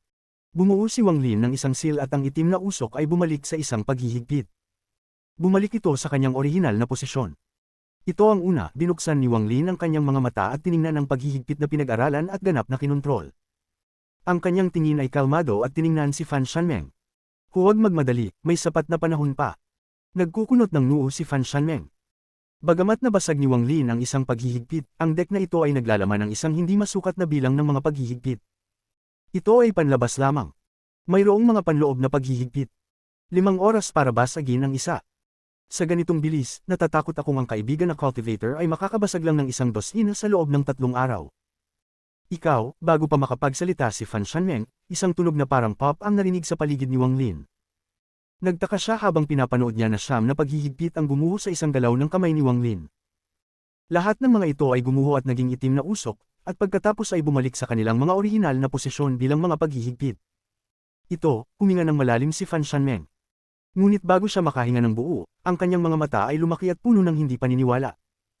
Muling inihampas ni Wang Lin ang kanyang kanang kamay at ang malalakas na tunog ng kulog ay umalingaw-ngaw. Ang mga paghihigpit na bumubuo sa deck ay lahat gumuho. 12-dosenang, daan-daang, libo-libo, at maging mga 10-10 libong paghihigpit ang gumuho at naging itim na usok, na bumuo ng isang bagyo. Matapos lamang ang ilang paghinga, wala nang natirang mga paghihigpit sa loob ng ilang libong talampakan ni Wang Lin.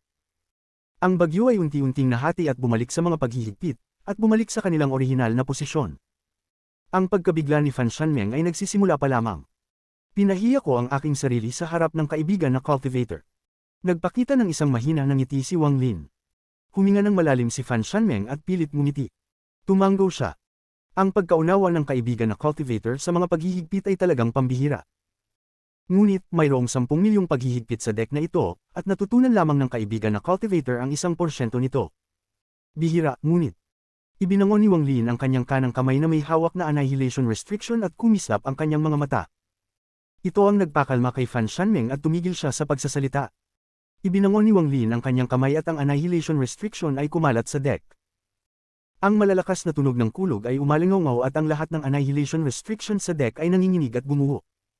Sa 10-10 milyong paghihigpit dito, milyon-milyon ang annihilation restrictions. Lahat ng ito ay gumuho at ang Soul Devil Ship ay dumaan sa isang malakas na pagyanig. Kasabay nito, ang Life and Death Restriction at Time Restriction ay lumitaw sa kanang kamay ni Wang Lin. Hinagis niya ito sa buong deck, at sa loob ng wala pang 15 minuto, maraming paghihigpit ang gumuho. Ang itim na usok ay punong-puno ng hangin. Puno ng itim na usok ang lugar.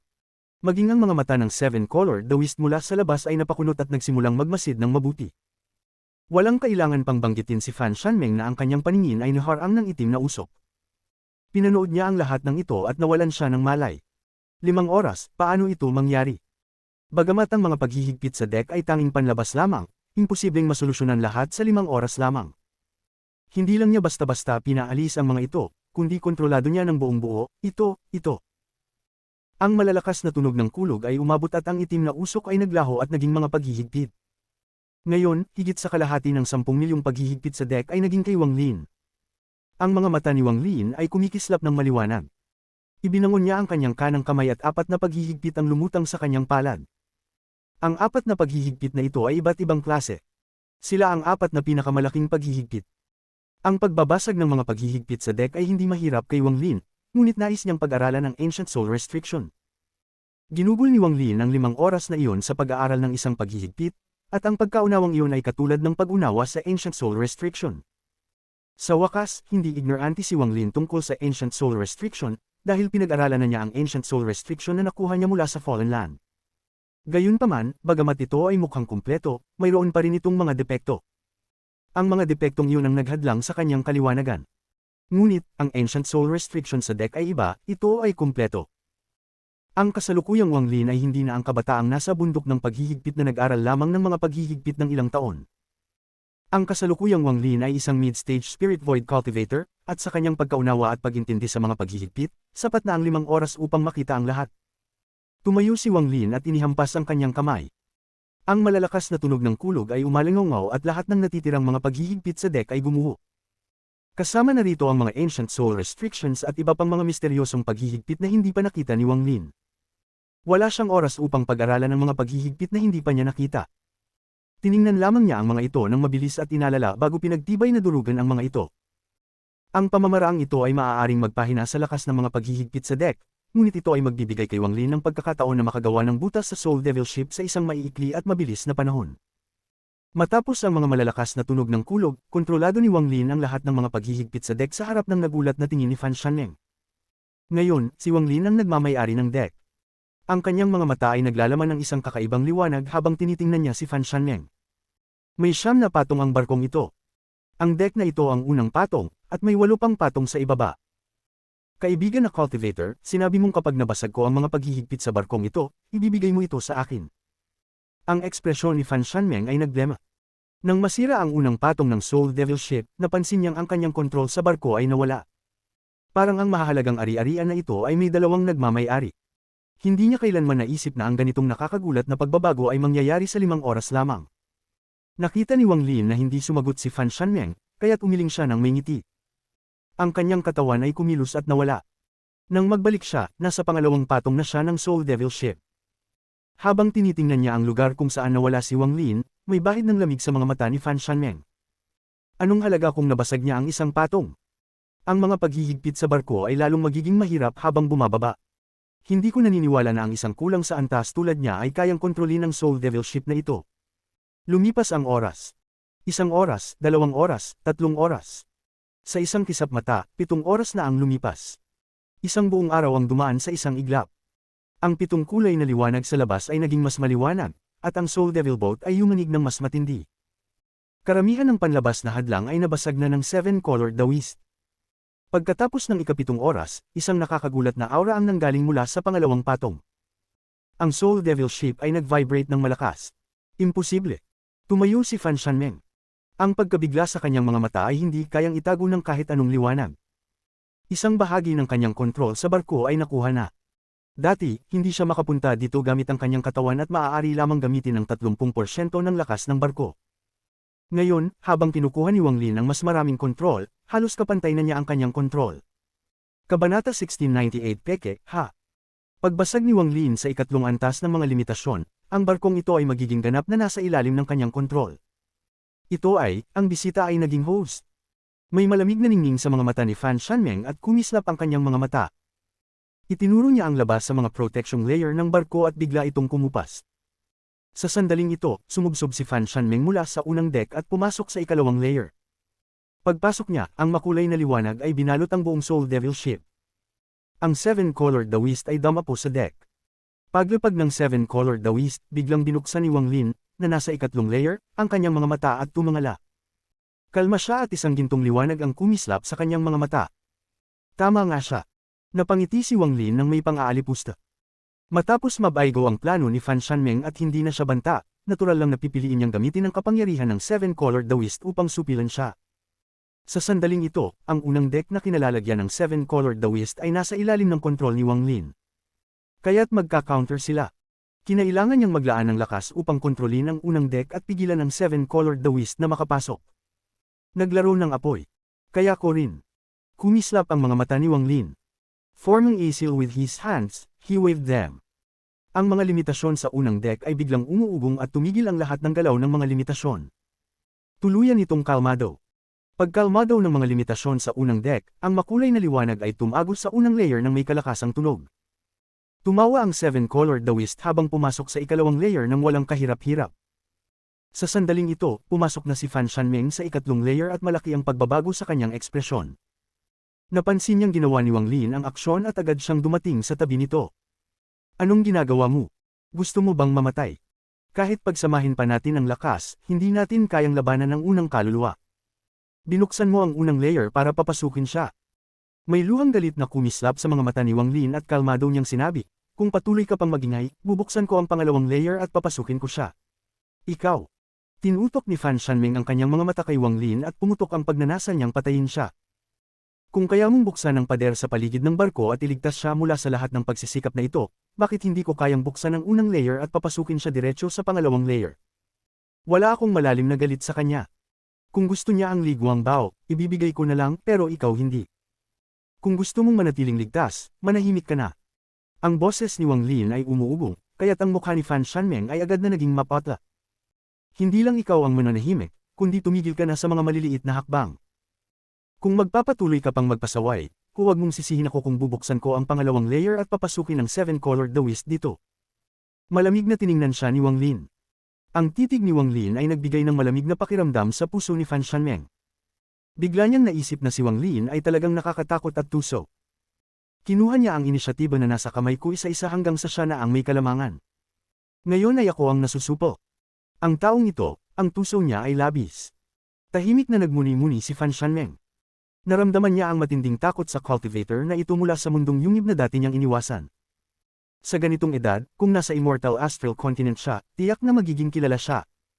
Tumingin si Wang Lin kay Fan Shanmeng ng ilang sandali bago iniwas ang kanyang mata. Sa sandaling ito, ang mga ugong mula sa ikalawang layer ay malakas na narinig.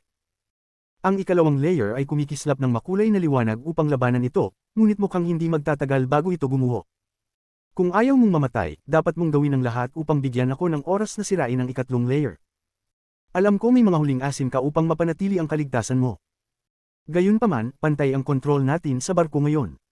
Kung hindi tayo mag-cooperate, hindi ka makakaalis. Dahan-daang nagsalita si Wang Lin at pagkatapos ay ipinikit ang kanyang mga mata. Ang anyo ng Ancient One ay lumitaw sa paligid niya at nagsimula siyang mag-aral ng mga limitasyon sa ikatlong layer. Ang ekspresyon ni Fan Shanmeng ay labis na malungkot. Tinutok niya si Wang Lin ng matagal at pagkatapos ay dahan-daang kinamot ang kanyang ulo. Nararamdaman niyang may takot sa puso niya dahil totoo ang sinabi ni Wang Lin, lahat ng sinabi niya ay totoo. Talaga nga siyang may huling asim, at dahil dito ay naging kalmado siya nang gamitin ang kapangyarihan ng Seven-Colored Dawist upang supilan si Wang Lin. Gayunpaman, hindi niya naisip na kayang kontrolin ni Wang Lin ang dalawang layer ng barko at pantay siya sa kontrol. Kung gusto niyang gamitin ang kanyang asim, kailangan niyang makipag-cooperate kay Wang Lin. Pinagdiinan ni Fan Shanmeng ang kanyang mga ngipin at sinabi, ano ang plano mo? Kahit mapigilan ko siya, hindi ko kayang makapagbigay ng sapat na oras para sirain mo ang natitirang mga layer sa tamang oras. Kung isuko mo ang kontrol ngayon, makakaalis pa tayo. Kung magpapatuloy kang magpumilit, talaga tayong mamamatay. Nang matapos siyang magsalita, isang malakas na ugong ang narinig. Ang deck sa itaas ay nagsimulang gumuho sa malawakang sukat. Humigit kumulang 30% ng mga limitasyon ay nawasak. Kailangan ko ng 3 oras. Binuksan ni Wang Lin ang kanyang mga mata at tumingin kay Fan Shanmeng. Ikaw. Nagpakita ng galit ng ngiti si Fan Shanmeng, at isang sandali ang lumipas bago siya malakas na umiikot.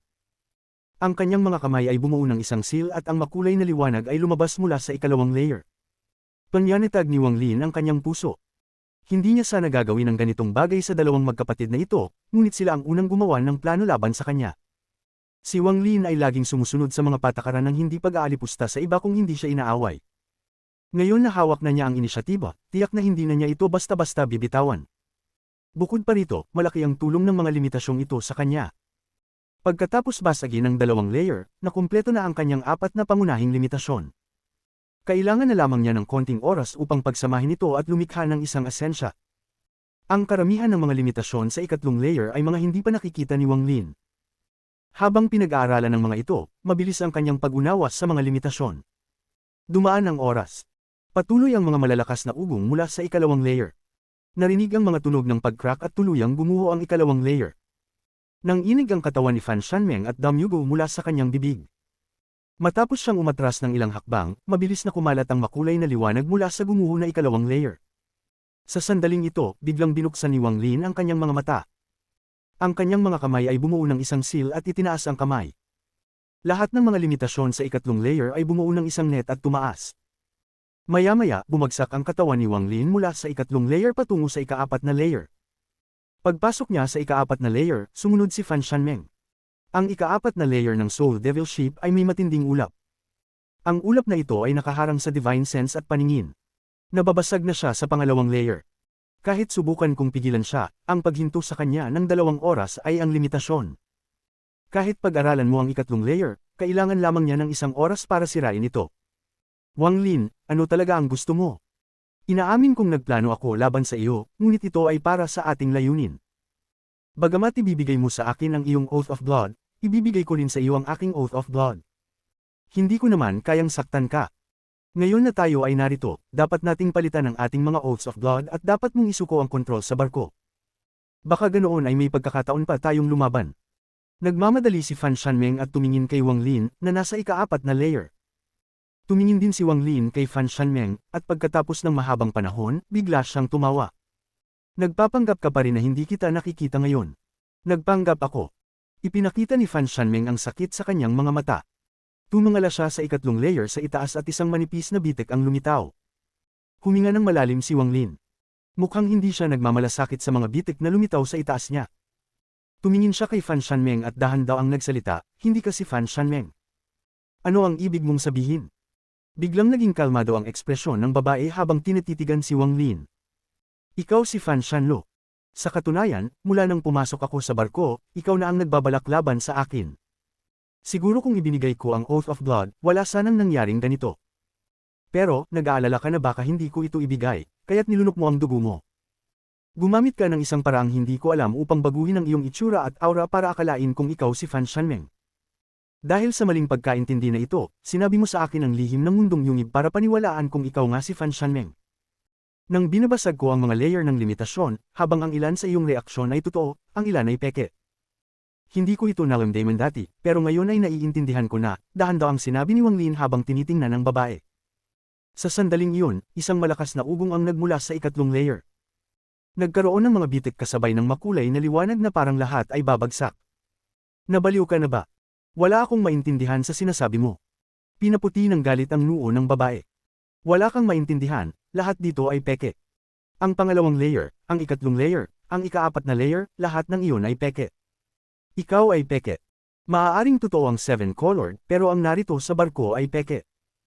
Malinaw na isang mundo ng ilusyon ito. Anong klase ng makatutuhanang ilusyonaryong mundo ito? Ako, si Wang Lin, ay nakatagpo na ng mga ganitong spells dati, pero wala pa akong nakatagpo ng ganitong kakatakot na makatutuhanang ilusyon. Nagulat ang babae sa isang saglit, pagkatapos ay nagpakita siya ng mapait na ngiti at umatras ng ilang hakbang. Isinusuong ang itsura ng hindi makapaniwala, tinitigan siya ni Wang Lin at matamlay na nagsalita. Peke. Wang Lin, talagang nabaliw ka na ba? Hindi mo, kung ayaw mong magpalitan ng Oaths of Blood, sige, pero sasabihin mong lahat ay peke. May kumislap na malamig na ningning sa mga mata ni Wang Lin habang itinataas ang kanyang kanang kamay at hinampas pababa patungo sa bumabagsak na ikatlong layer. Ang hampas na ito ay nagdulot ng pagbagsak ng ikatlong layer, at ang makulay na liwanag ay pumasok, pinalilibutan ng ikaapat na layer. Kasabay nito, ang anyo ng seven-colored dawist ay lumapit. Kabanata 1699 Ilusyon sa ilusyon. Ano ang ginagawa mo? Nagulat at nanglumo ang mga mata ng babae. Mabilis siyang umatras ng ilang libong talampakan sa isang iglap. Umorma siya ng isang sil at pinalibutan siya ng makulay na liwanag. 7 na mahabang espada ang lumitaw at umiikot sa paligid niya. Isang malaking anino ang lumitaw sa likod niya. Ito ay isang 7 kulay na bulaklak. Bamuka ito sa isang demonyong paraan at nagbigay ng isang nakakaakit na amoy. Hindi nagbago ang ekspresyon ni Wang Lin. Nakatayo siya doon nang hindi kumikilos at tinitingnan ang seven-colored dawist na dumarating mula sa ikatlong layer. Ang ekspresyon ng seven-colored dawist ay hindi nagbago, itinaas ang kanyang kanang kamay. Isang maliwanag na araw ang lumitaw sa kanyang kamay. Ang araw ay hindi malaki, kasing laki lamang ng kanyang palad. Ngunit ang liwanag at init na ibinubuga nito ay katulad ng tunay na araw. Kaagad na nagsimulang magliyab ang buhok ni Wang Lin at ang matinding sakit ay pumuno sa kanyang katawan. Ang matinding sakit ay nagdulot sa kanyang ekspresyon na magbago, na parang matutunaw ang kanyang katawan sa araw. Ngunit, ang kanyang tingin ay nanatiling kalmado, walang anumang pagbabago, pinapayagan ng araw na lumapit sa kanya. Sa malayo, ang babae ay puno ng hindi makapaniwalang gulat habang nilalamon ng araw si Wang Lin. Paano nangyari ito? Nabaliw siya. Talaga bang nabaliw siya? Ngunit sa susunod na hininga, pumulupot ang mga mata ng babae at halos magsigaw siya. Si Wang Lin, na dapat ay namatay na sa araw, ay lumabas. Ang kanyang buhok ay hindi nasunog, ang kanyang mga damit ay hindi nasira, at hindi siya mukhang pagod. Sa halip, mukhang kalmado, kalmado, kalmado. Lahat ng ito ay peke. Pinaikit ni Wang Lin ang kanyang mga mata at inilahad ang kanyang kanang kamay. Ang makulay na liwanag ay nawala, ang araw ay nawala, ang seven-colored dawist ay nawala, ang ikaapat na deck ay nawala, pati na ang ikatlong at pangalawang layer ng deck ay nawala. Ang huling nawala ay ang babae. Ang kanyang mukha ay puno ng hindi makapaniwalang gulat at kalituhan habang siya ay nawawala mula sa lugar na ito. Binuksan ni Wang Lin ang kanyang mga mata. Pagbukas ng kanyang mga mata, ang unang deck ng Soul Devil Ship ang kanyang nakita. Ang layag ay lumilipad sa mast at ang mukha ng multo sa layag ay may kakaibang ngiti. Nakaupo pa rin si Wang Lin sa unang deck at ang Ancient One Shadow ay nakapalibot pa rin sa kanya. Hindi kalayuan sa kanya, ang babae na nakaupo rin doon ay nagbukas ng kanyang mga mata, at ang mga mata nito ay puno ng malalim na kalituhan. Akala ko hindi mo alam na lahat ng ito ay isang ilusyon. Tumingin si Wang Lin sa labas ng barko. Ang mga layer ng proteksyon ay nakapalibot pa rin sa barko at wala ni anino ng makulay na liwanag o ng seven-colored dawist. Pati siya ay peke. Tahimik na tumayo si Wang Lin at inilahad ang kanyang kanang kamay. Nawala ang Ancient One Shadow. Tumingin siya sa paligid bago tumingin sa layag sa mast ng barko. Ano ang nangyari? Sa sandaling ito, nawala ang kalituhan sa mga mata ng babae at tinitigan si Wang Lin. Pagkatapos, bigla siyang tumingin sa paligid. Nang makuha niya ang malinaw na pagtingin sa lahat ng bagay, ang kanyang ekspresyon ay labis na nagbago. Great Soul True Illusion. Ito ang pinakamalakas na spell ng aking nakatatandang kapatid. Upang patayin ang Seven Colored, kahit ako ay pinalibutan ng spell na ito. Ang babaeng ito ay si Fan Shanlo. Tumayo siya at napaatras ng ilang hakbang bago umubo ng dugo. Ang pagdating ng Seven Colored Dawist ay peke. Maaaring talagang sinundan niya tayo dito, ngunit hindi siya lumitaw sa harapan natin. Ang tingin ni Wang Lin ay nanatiling nakatutok sa mukha ng multo sa layag. Ang dalawang magkapatid na ito ay talagang interesante. Akala nila lahat ay nasa kanilang plano. Dinala nila ako dito gamit ang banta mula sa liwanag at dilim upang makuha ko ang Oath of Blood. Mas magaling pa ang nakatatandang kapatid mo. Sa sandaling pumasok ako rito, nilikha niya ang isang ilusyon na mundo. Nilikhang maghabol sa atin ng Seven Colored Dawist upang makarating tayo rito. Pagkatapos, pamatong pa siya sa iyong likuran.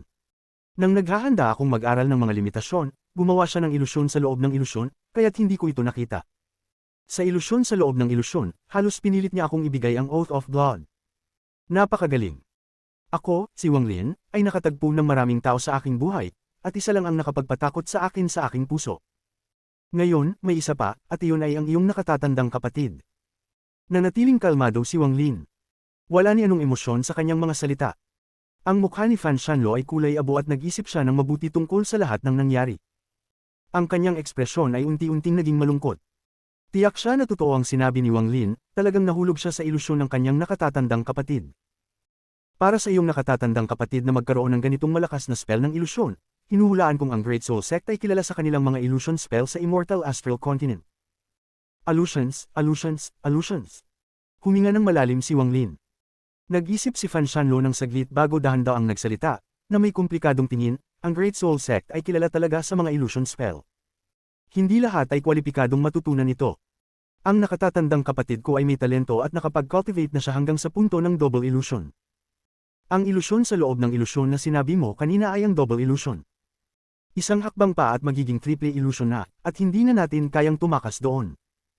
Naniniwala akong nang sinabi mong namatay ang kapatid mong babae sa Seven Colored Celestial Sovereign at muling nabuhay dahil sa iyong guro, nagsinungaling ka. Hindi siya namatay, at malamang na ang ilusyon niya ang niloko ang Seven Colored Celestial Sovereign. Posible ring hindi ayon sa sinabi mo ang nangyari sa pagitan nilang dalawa. Pero, wala akong interes dito. Habang nagsasalita si Wang Lin, humakbang siya pasulong at nakarating sa tabi ng mast. Ang kanyang mga mata ay naging malamig at pinunit ang layag. Kukunin ko ang yaman na ito. Sa sandaling ito, sa Immortal Astral Continent, sa isang nagyayalong bundok, biglang nagbukas ang mga mata ng babae at umubo ng dugo. Ang kanyang mga mata ay puno ng gulat. Talaga bang binasag niya ang aking Great Soul True Illusion? Kasabay nito, sa isa pang bahagi ng kakaibang espasyo kung saan naruroon ang barko, ang Seven Colored Dawist ay nakaupo sa gitna ng mga bangkay ng maraming mabagsik na hayop. Ang kanyang ekspresyon ay minsang nagpakita ng sakit at minsang nagpakita ng kasiyahan. Ang ganitong uri ng kakaibang ekspresyon ay bihirang lumitaw sa kanya. Pati siya ay pumasok sa ilusyon mula nang pumasok siya rito. O mas mabuting sabihin na kusang loob siyang pumasok doon. Kung hindi, kahit na mas mababa ang kanyang cultivation kaysa kay Fan Shanmeng, hindi mahirap para sa kanya na makalabas. Ngunit tanging siya lamang ang nakakaalam kung bakit siya nagpasya na pumasok sa ilusyon at hindi gumising. Kabanata 1700 Desidido. Hinayla ni Wang Lin ang tabing na may mukha ng multo. Maingat niyang tiningnan ang mukha ng multo, at tila ito ay nakatingin pabalik sa kanya. Ang dahilan kung bakit nagamit ni Fan Shanmeng ang kanyang Great Soul True Illusion at nakarating sa antas ng Double Illusion kahit malayo siya sa Immortal Astral Continent ay dahil sa tabing na ito. Malinaw na naaalala ni Wang Lin kung paano niya tiningnan ang mukha ng multo bago niya wakasan ang ilusyon sa loob ng ilusyon. Pagkatapos noon, siya ay ganap na nahulog sa bitag hanggang sa masira niya ang ilusyon, at nang binuksan niya ang kanyang mga mata, patuloy pa rin niyang tinitingnan ang mukha ng multo. Parang lahat ng nangyari sa ilusyon ay naganap sa eksaktong sandali nang tiningnan ni Wang Lin ang mukha ng multo. Sa gilid, tahimik na nagmuni si Fan Shanlo ng ilang sandali at saka dahan-dahang nagsalita, ito ang yaman ng aming Great Soul Sect at ang pangunahing sail ng Soul Devil Ship. Hindi ko iniintindi ang usapin ninyong magkapatid. Wala nang kailangang palitan ng Oaths of God dahil pareho tayo ng layunin. Kung wala naman kayong itinatagong masamang balak, maaari tayong magtulungan. Ngunit ang ginawa ng iyong nakabigang kapatid ay talagang interesante. Sabihin mo sa kanya na kukunin ko ang tabing na ito at ang Soul Devil Ship bilang kabayaran sa hindi magandang nangyari. Inilipat ni Wang Lin ang kanyang kanang kamay at inilagay ang tabing sa kanyang imbakan habang tinitingnan si Fan Shanlo. Nais sanang magsalita ni Fan Shanlo ngunit nanatili siyang tahimik. Tumayo siyang tahimik at ang kanyang mata ay naglalaman ng komplikadong ekspresyon. Huwag ka nang umalis sa barko. Maaari ko namang isama ka. Kapag kailangan ko, tatawagin kita para dalhin ito sa akin. Nasa barko ba ang sinaunang altar na nabanggit mo nung tayo'y nasa ilusyon? Tanong ni Wang Lin, may bahid ng lamig sa kanyang mga mata. Nag-isip si Fan Shanlo ng matagal bago tumango at iniangat ang kanyang kamay, isang jade ang lumipad patungo kay Wang Lin. Nahulog ito sa kanyang kamay at nakita niyang may mapa sa loob. Maraming mabagsik na hayop sa espasyong ito. Nabuo ang espasyong ito dahil sa labanang naganap sa yungib. Hindi malamang, nakonekta ito sa isang kakaibang mundo. Kung susundan mo ang mapa, makikita mo ang isang sinaunang altar. Ang jade na ito ay naglalaman ng isang spell. Ito yung spell na nabanggit ko sa ilusyon na kayang lumunin ng ikatlong kaluluwa. Dapat mo itong pag-aralan ng mabuti, malumanay na wika ni Fan Shanlo habang tinitingnan ng malayo. May kalungkutan sa kanyang mga mata. Nag-isip si Wang Lin ng sandali at saka iniling ang kanyang mga kamay kay Fan Shanlo. Bago siya umalis, ang tahimik na salita ni Fan Shanlo ay umalingaw-ngaw. Ang aking nakabigang kapatid ay sobrang sabik sa paghihiganti na pati ako ay ginamit, maaari tayong magtulungan, at gagawin ko ang lahat upang matulungan ka. Isa lamang ang hiling ko, kapag binuksan mo ang pintuan patungong Immortal Astral Continent, isama mo ako, gusto ko nang umuwi. Napakahirap buksan ang yungib na ito. Tanging ang ikatlong kaluluwa lamang ang may alaala at nakakaalam kung nasaan ang Heavenly Dao. Tanging sa pamamagitan ng pagtawag sa Heavenly Dao mo lamang maabot ang Celestial Palace ng Seven-Colored Celestial Sovereign. Ang Celestial Palace ang pinagmulan ng dakilang digmaan noon. Bagamat ito ay sa mga guho na ngayon, may isang pintuan doon na nagdudugtong sa Immortal Astral Continent. Pag binuksan mo ang pintuang iyon, binuksan mo na ang yungib. Tumigil si Wang Lin. Pagkatapos mag-isip ng ilang sandali, tiningnan niya si Fan Shanlo at tumango. Papangako ko sa iyo. Bihira magbigay si Wang Lin ng pangako. Ito na ang kauna-unahang pangako niya simula nang makarating siya sa ikatlong hakbang. Hindi ito para sa anumang benepisyo, walang kinalaman sa tiwala o anuman. Tanging dahil sa sinabi niya. Gusto kong umuwi. Kinagat ni Fan Shanlo ang ibabang labi at tinitigan si Wang Lin. Nang marinig ang mga salita ni Wang Lin, tumanggo siya at kinagat ang dulo ng kanyang dila. Dumura siya ng isang bola ng dugo na kulay pula ngunit mabilis itong naging gintong kulay at lumipad patungo kay Wang Lin. Ito ang aking oath of blood. Nahuli ni Wang Lin ang malagintong dugo at inilagay ito sa kanyang katawan. Hindi na siya lumingon at umalis. Hindi na kailangan ni Wang Lin mag-aral pa ng mga limitasyon sa barko. Ang mundo sa loob ng Double Illusion ay pareho ng tunay na mundo. Lahat ng kaalaman na natutunan ni Wang Lin sa loob ng ilusyon ay nanatili sa kanya. Gaya ng pagkakasugat ni Fan Shanlo sa ilusyon at naranasan pa rin niya ang parehong mga sugat matapos masira ang ilusyon. Ang mga spell ng Great Soul Sect ay talagang kakaiba at hindi maunawaan. Ang tabing na may mukha ng multo ang pangunahing tabing ng Soul Devil Ship. Hindi lang ang mukha ng multo ang laman nito, naglalaman din ito ng maraming limitasyon. Ang mga limitasyong ito ay naglalaman ng lahat ng tungkol sa Soul Devil Ship. Kung ay i-refine ko ang tabing na ito, hindi lang ako matututo ng mas maraming limitasyon, kundi magagamit ko rin ito upang kontrolin ang barko. Pumasok ang Divine Sense ni Wang Lin sa kanyang imbakan at dahan-daang pinino ang tabing. Habang pinapino ito, natututo siya ng higit patungkol sa kung paano kontrolin ang barko. Habang tumatagal, makakamtan niya ang buong kontrol sa barko. Makaraan ng ilang sandali, kumislap ang mga mata ni Wang Lin at hindi na niya iniisip ang tabing. Itinaas niya ang kanyang kamay at hinaplos ang bahagi sa pagitan ng kanyang mga kilay. Ang anak ni Yemo ay namatay sa aking mga kamay at inabsorb ko ang 8 patak ng sinaunang dugo. Kung pagsasamahin ko ito, lalo pang lalakas ang aking katawan ng Ancient One. Ngayon, kailangan kong tignan ang altar, marahil may makikita akong swerte roon, bagamat nasa Spirit Void stage ako, kulang pa ako kumpara sa mga cultivator ng Arcane Void. Ngayon na bukas na ang Ancient Celestial Realm at lumitaw na ang 4 na general, ang layunin nila ay hanapin ang ikatlong kaluluwa, makakatulong ito sa akin ng malaki at ito ang tamang pagkakataon upang itaas ang aking cultivation level. Nag-isip si Wang Lin habang pabilis ang kanyang paggalaw. Ipinadala ng kanyang Divine Sense ang mga mata nito upang magmasid ng mabuti sa kanyang paligid. Ang langit ay ganap ng madilim at ang mga aura ng mga mabagsik na hayop ay naruroon sa bawat sulok. Ang mga hayop na ito ay hindi magiging banta kay Wang Lin. Umatras ang mga ito sa takot sa bawat pagdaan ng kanyang Divine Sense. Sa banyagang espasyong ito, nagiging maingat si Wang Lin. Bagamat walang banta ang mga hayop sa paligid niya, may isang bagay na hindi siya sigurado, kung nandito nga ba ang Seven-Colored Dawis. Bagamat ipinadala niya ang kanyang divine sense, nakatutok siya ng buo. Kung may mangyaring kakaiba, tatakas siya. Delikado ito, ngunit kailangan niyang pumunta sa altar. Kung matatakot siyang maglakbay dahil sa isang hindi tiyak na bagay, hindi niya maaabot ang antas ng cultivation na mayroon siya ngayon. Pagkatapos ng ilang oras, biglang tumigil si Wang Lin at nagbago ang kanyang ekspresyon. Walang pag-aalinlangan, mabilis siyang umatras at malapit ng maglaho. Gayunpaman, bago siya maglaho, bigla siyang huminto at tumitig sa unahan. Ang kanyang ekspresyon ay patuloy na nagbabago. Ang kanyang divine sense ay nakakita ng isang figure na nakaupo doon, hindi gumagalaw, daan-daang libong kilometro ang layo, nakaupo sa mga bangkay ng maraming mabagsik na hayop. Ang ekspresyon ng figure ay minsang komplikado, minsang naguguluhan, minsang puno ng galit, at minsan naman ay puno ng kasiyahan. Siya ay ang Seven-Colored Daoist. Matapos mag-isip ng ilang sandali, kumislap ang mga mata ni Wang Lin. Ang Seven-Colored Daoist ay mukhang kakaiba, ngunit pagkatapos mag-isip ng kaunti, napagtanto ni Wang Lin na siya ay tila nakulong sa isang ilusyon. Malamang na ilusyon ni Fan Shanmeng ito. Pati ang Seven-Colored Daoist ay natrap. Sa kanyang cultivation level, ang ilusyon na ito, ang bagay na ito, may mali dito. Matalino si Wang Lin, at matapos mag-isip ng kaunti, agad niyang naisip ang problema. Ang kanyang puso ay nagsimulang magpumiglas at isang bihirang pag-aalinlangan ang dumaan sa kanyang isipan. Sa isang banda, dapat na siyang umalis kaagad. Sa kanyang kasalukuyang estado, hindi siya susundan ng Seven-Colored Daoist. Dahil dito, magiging ligtas ang pagpunta ni Wang Lin sa altar. Sa kabilang banda, naramdaman ni Wang Lin na ito ay isang pagkakataon. Kung makakapasok siya sa ilusyon ni Seven-Colored, matutuklasan niya ang ilang sikreto. Pakiramdam niya, hindi sapat ang cultivation level ni Fan Shanmeng upang matrap ang Seven-Colored Daoist. May ibang dahilan. Bahagya niyang naramdaman na kung bibitawan niya ang pagkakataong ito, tiyak siyang magsisisi sa hinaharap.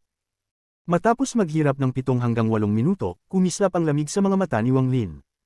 Maghanap ng yaman sa panganib. Lumapit si Wang Lin nang may labis na ingat at ang kanyang figure ay naglaho.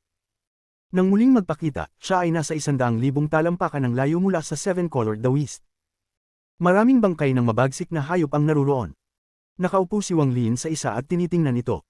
Unti-unting kumikislap ang kanyang mga mata. Maraming bangkay ng mabagsik na hayop sa lugar. Nakstanding si Wang Lin sa isa at tinitingnan ito. Dahan-daang kumislap ang kanyang mga mata. Ang mga mabagsik na hayop na ito ay hindi papatay ng matagal. Tinitingnan ni Wang Lin ang Seven-Colored na nasa malayo. Inangat niya ang kanyang kanang kamay at ang katawan ng isang hayop na may haba na mga 100 talampakan ay umangat. Ipinailalim ni Wang Lin ang kanyang kamay at ang bangkay ay lumipad patungo sa Seven-Colored Daoist. Bahagyang umuswag si Wang Lin pabalik habang tinitingnan ng bangkay habang lumilipad ito sa loob ng 1,000 talampakan mula sa Seven-Colored Daoist. Ngunit nang ang bangkay ay makarating sa loob ng 1,000 talampakan, kumislap ang 7 kulay na liwanag sa likod ng Seven-Colored Daoist. Pagkatapos, tahimik na nawala ang bangkay sa harap ni Wang Lin. Walang natirang laman o dugo, wala ni isang piraso. Ganap itong nawala. Tama nga. Tahimik na nagmuni si Wang Lin at maingat na naglakad pasulong. Hindi siya mabilis at ang kanyang puso ay kumabog habang siya ay naglalakad. Tinawid niya ang 100,000 talampakan at tumigil ng 1,000 talampakan mula sa Seven-Colored Daoist, kung saan nawala ang bangkay. Matapos mag-isip ng sandali, kumagat si Wang Lin sa kanyang mga ngipin at umupo. Itinuon niya ang kanyang kanang kamay sa bahagi sa pagitan ng kanyang mga kilay at parang nilalalim ang kanyang kaluluwa. Ang kanyang paningin ay naging malabo habang hinugot niya ang kanyang kanang kamay at itinutok ito kay Seven-Colored Daoist. Hayaan mong pumasok ang aking pangarap sa iyong ilusyon, Dream Dao. Itinutok ni Wang Lin ang kanyang daliri at nanginginig siya. Damaloy ang dugo mula sa kanto ng kanyang bibig. Nawala ang malabo sa kanyang paningin, at nanatili siyang nakaupo at walang nagbago. Ang spell ng Dream Dao ay hindi nangangailangan ng direktang pisikal na contact, ngunit ang Seven-Colored Daoist ay may mataas na cultivation level at may protection sa paligid niya, kaya hindi nakapasok si Wang Lin sa kanyang ilusyon gamit ang Dream Dao. Nagkunot ng noo si Wang Lin, na nagpapakita ng isang hindi komportableng ekspresyon.